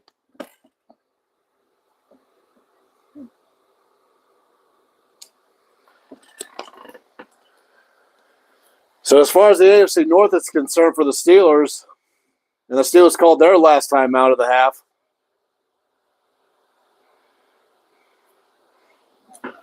Or of the game, excuse me. Well, just not a good day.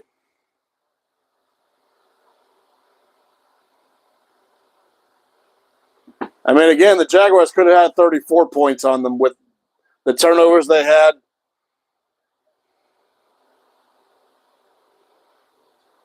Jacksonville 384 yards of total offense, and the Steelers don't even have 200. Shows you what you need to know. 55 straight games without 400 yards of total offense.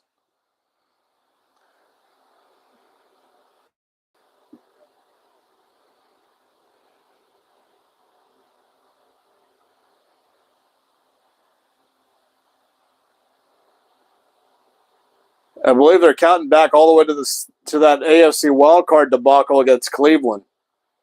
If not, they're going back to the game against Denver during the COVID bubble. Which I don't count that AFC wildcard game as getting over 400 yards because about 90% of your yards and all of your points were trash points.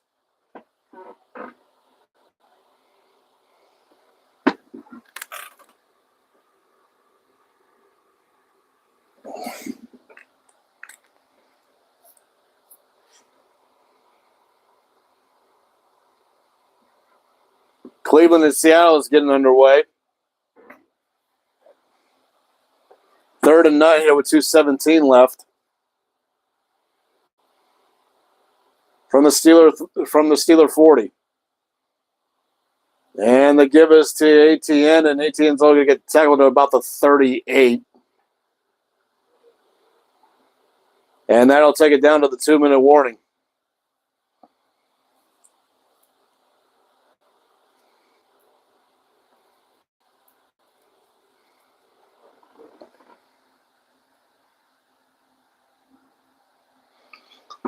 discuss some out-of-town scores here.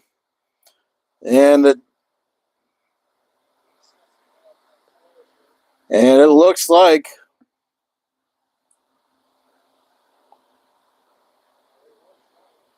not over yet between the Jets and Giants, but the Jets went over on downs inside their own 30, inside their own 20, at their own 26. They still have 2 timeouts with 1:26 left, but the Giants are still leading 10-7.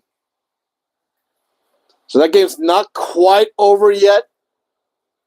Giants can get a first down and then it's over. Philadelphia just scored to make it 38-24. That game's a wrap. That one's under 2 minutes. Philly is going to move to 7-1. Washington will fall to 5-3. And Minnesota, that's a wrap. 24-10. Minnesota, despite not having Kirk Cousins, they lost Kirk Cousins. They lost Cousins somewhere during that game. Can't remember for what, though, exactly. But nonetheless, the Vikings have now won their 3rd straight game. And they're now 4-4 and right there in the thicket for an NFC wild card. Maybe even catching up with Detroit if Detroit were to falter on Monday night. And for the Packers, 2-6. Yikes. It'll be a long year for Tom Grossi and the Packers.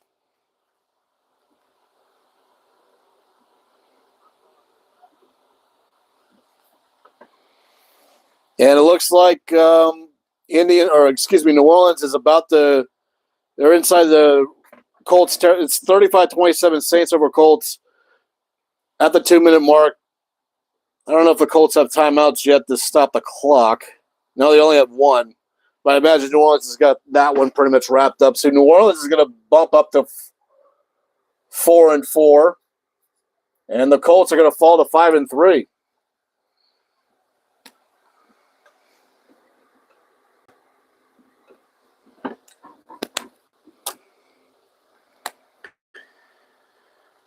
It's 4th and 9, and the Jaguars are just going to punt this away. They're not even going to put McManus out for a 57-yard field goal, which is smart. And punt is away. The only glimmer of hope the Steelers had is that they somehow blocked and returned it. And a good job by the Jaguars to keep that out of the end zone. They downed it right at the. Or they say he got it, or they say one of his feet was up, touched the end line.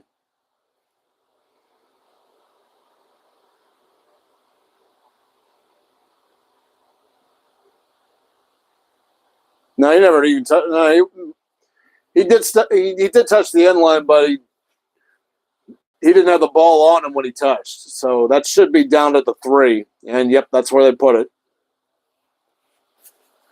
1:52 left, no timeouts. You basically need Jesus to win this game at this point. Shotgun in his own end zone. Throws a quick pass to Austin. Austin's going to get to the 5. He's going to be tackled at the 8. Clock continues to wind.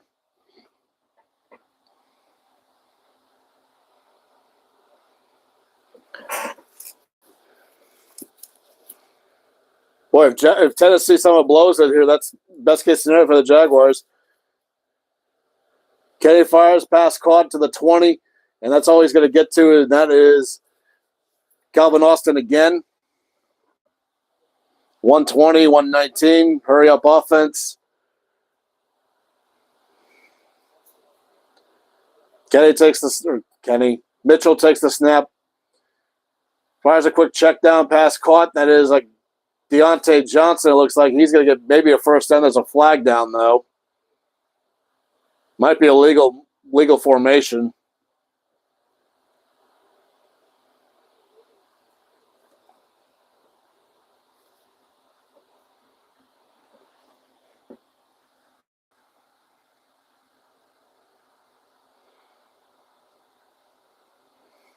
And the Giants and Jets ain't over yet. Giants missed a field goal.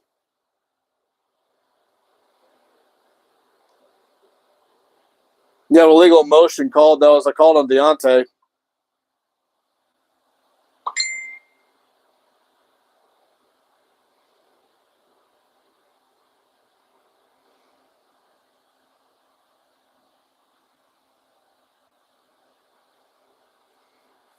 .102 left.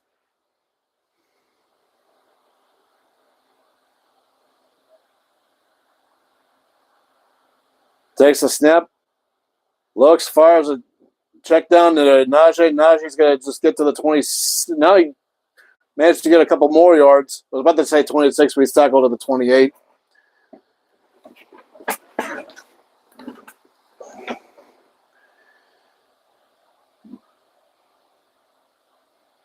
Second and 3 from the 28. Trubisky looks, has all day to throw. He's just going to fire another check down on Najee. He's going to get to the 35, to the 40. It's a first down. And the Jaguars will just let him have that all day. All smiles for Trevor Lawrence. And rightfully so. Didn't have his best game, but his defense sure did. The defense only forced one turnover, but it was a crucial one. It was one that really broke the back of the Steelers there. That led to 3 points and put it at 20-10, and that was it from there. First and 10, 32 seconds. Trubisky fires another check down to Najee. He's going to get to midfield. And he's going to run out of bounds and get another first down. These are pretty much just stat patterns at this point.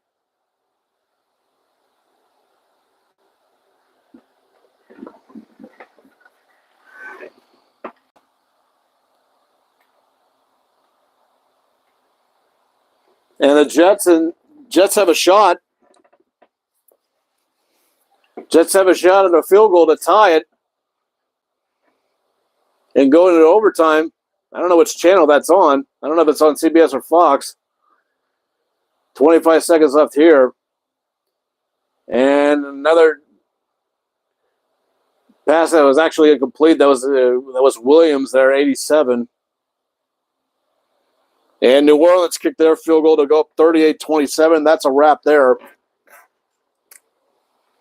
There's still 24 seconds left, but I'm just...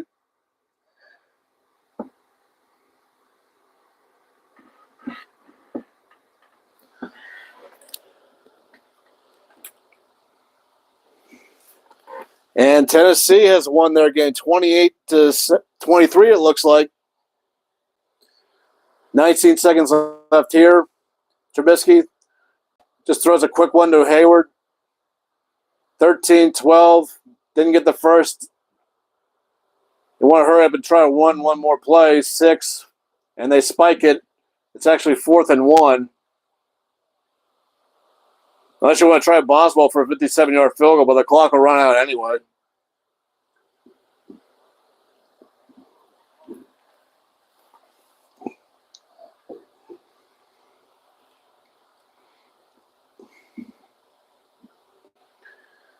Now, as far as this week it goes here, this is as good as it got for Jacksonville. They have 6 wins, and all the other teams in the division only have 3. Tennessee won their game 28-23. They're at 3-4. And Trubisky's just going to heave-ho one toward the end zone, and it's intercepted Jacksonville. And you might as well just run out of bounds, and he does, and that'll do it. Your final score, the Jaguars improved to 6-2, 20. And the Steelers faltered to 4-3, 10. Jets have tied it with the Giants. That's going to overtime. Disappointing day for the black and gold. Just another game where Jacksonville again could have left some points on the board. 3 turnovers inside Steeler territory, and we just couldn't do anything with it. And okay, they're showing the Giants overtime. I'll stay on and watch this. Curious to see how this one goes down. I don't know if they're going to switch to Cincinnati San Francisco during this.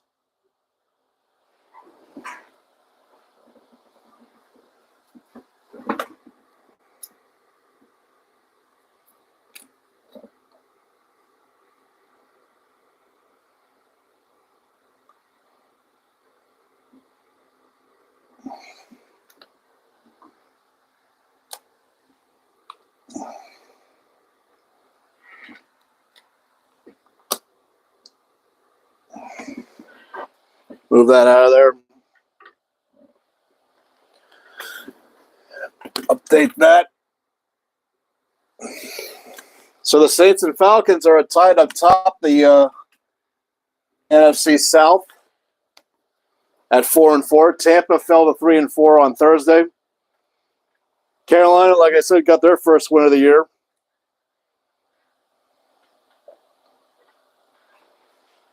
But again, Jacksonville couldn't ask for a better day. I mean, maybe you could have asked for Tennessee to lose, but the fact that you had Houston and Indianapolis lose, now you're sitting very pretty at the top of the AFC South.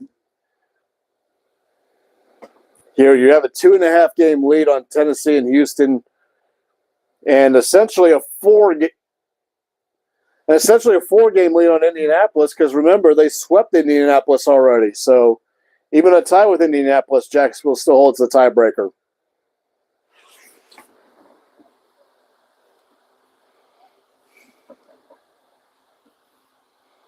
And that is an official final score for Philadelphia and Washington, 38-31.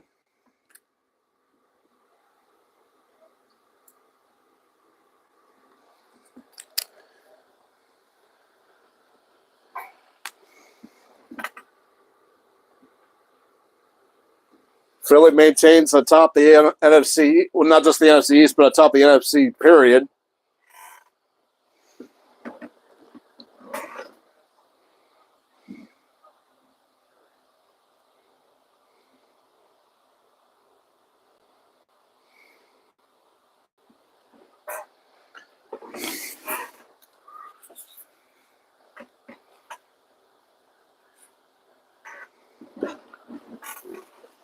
Miami 6-2. They stay atop the AFC East.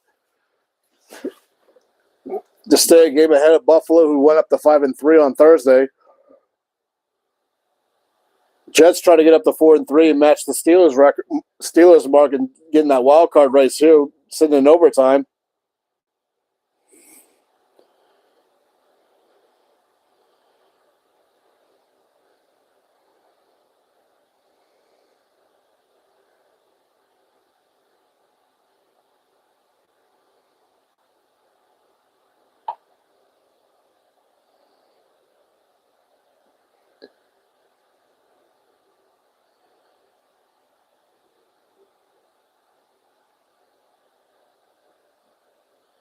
I believe Atlanta would be on top the division, because I think they have a couple of division wins. They haven't played New Orleans yet, but I think Atlanta is up top because I think they're 2-0 in the division so far, and New Orleans is 1-1 because they beat Carolina but lost to Tampa, I believe.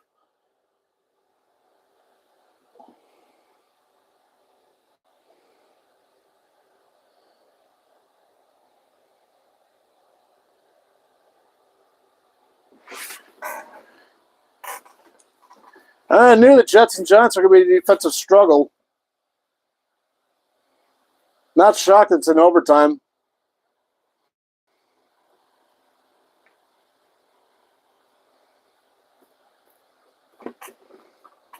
Sucks that the Giants lost Tyrod Taylor for the day, and they're going with DeVito here.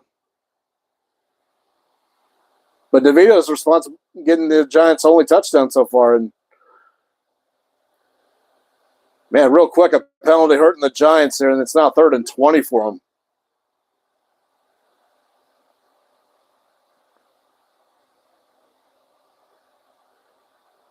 I mean, I guess most of the game has just been the Giants just doing freaking screen passes or checkdowns. It's really in a hurry already. 3rd and 21. And they're the ones that got the ball first. So if they punt this away to the Jets can just kick a field goal and it's game over.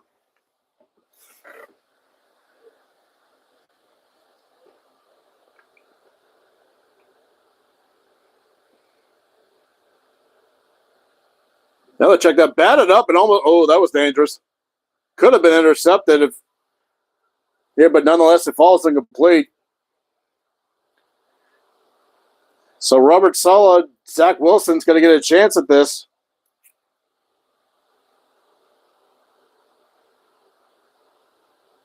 That was intended for Barkley, and really Barkley was double covered well. And the punt is away. And not the good, took a good bounce.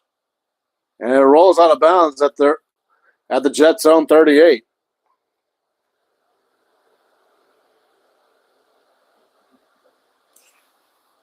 So for the Jets, I would say with Greg Zuerlein, with that leg. We will get you that game, but we'll do that after these commercial messages. Actually, I'm going to call it here. I'm just going to stop it here. Like I said, 20-10, Jacksonville pretty much in control most of the way, if not all the way. Steelers have to do a quick transition into Thursday against Derrick Henry and that Tennessee offense. Like I said, I won't be streaming it. I'll just be there in attendance. So, catch you on the next one.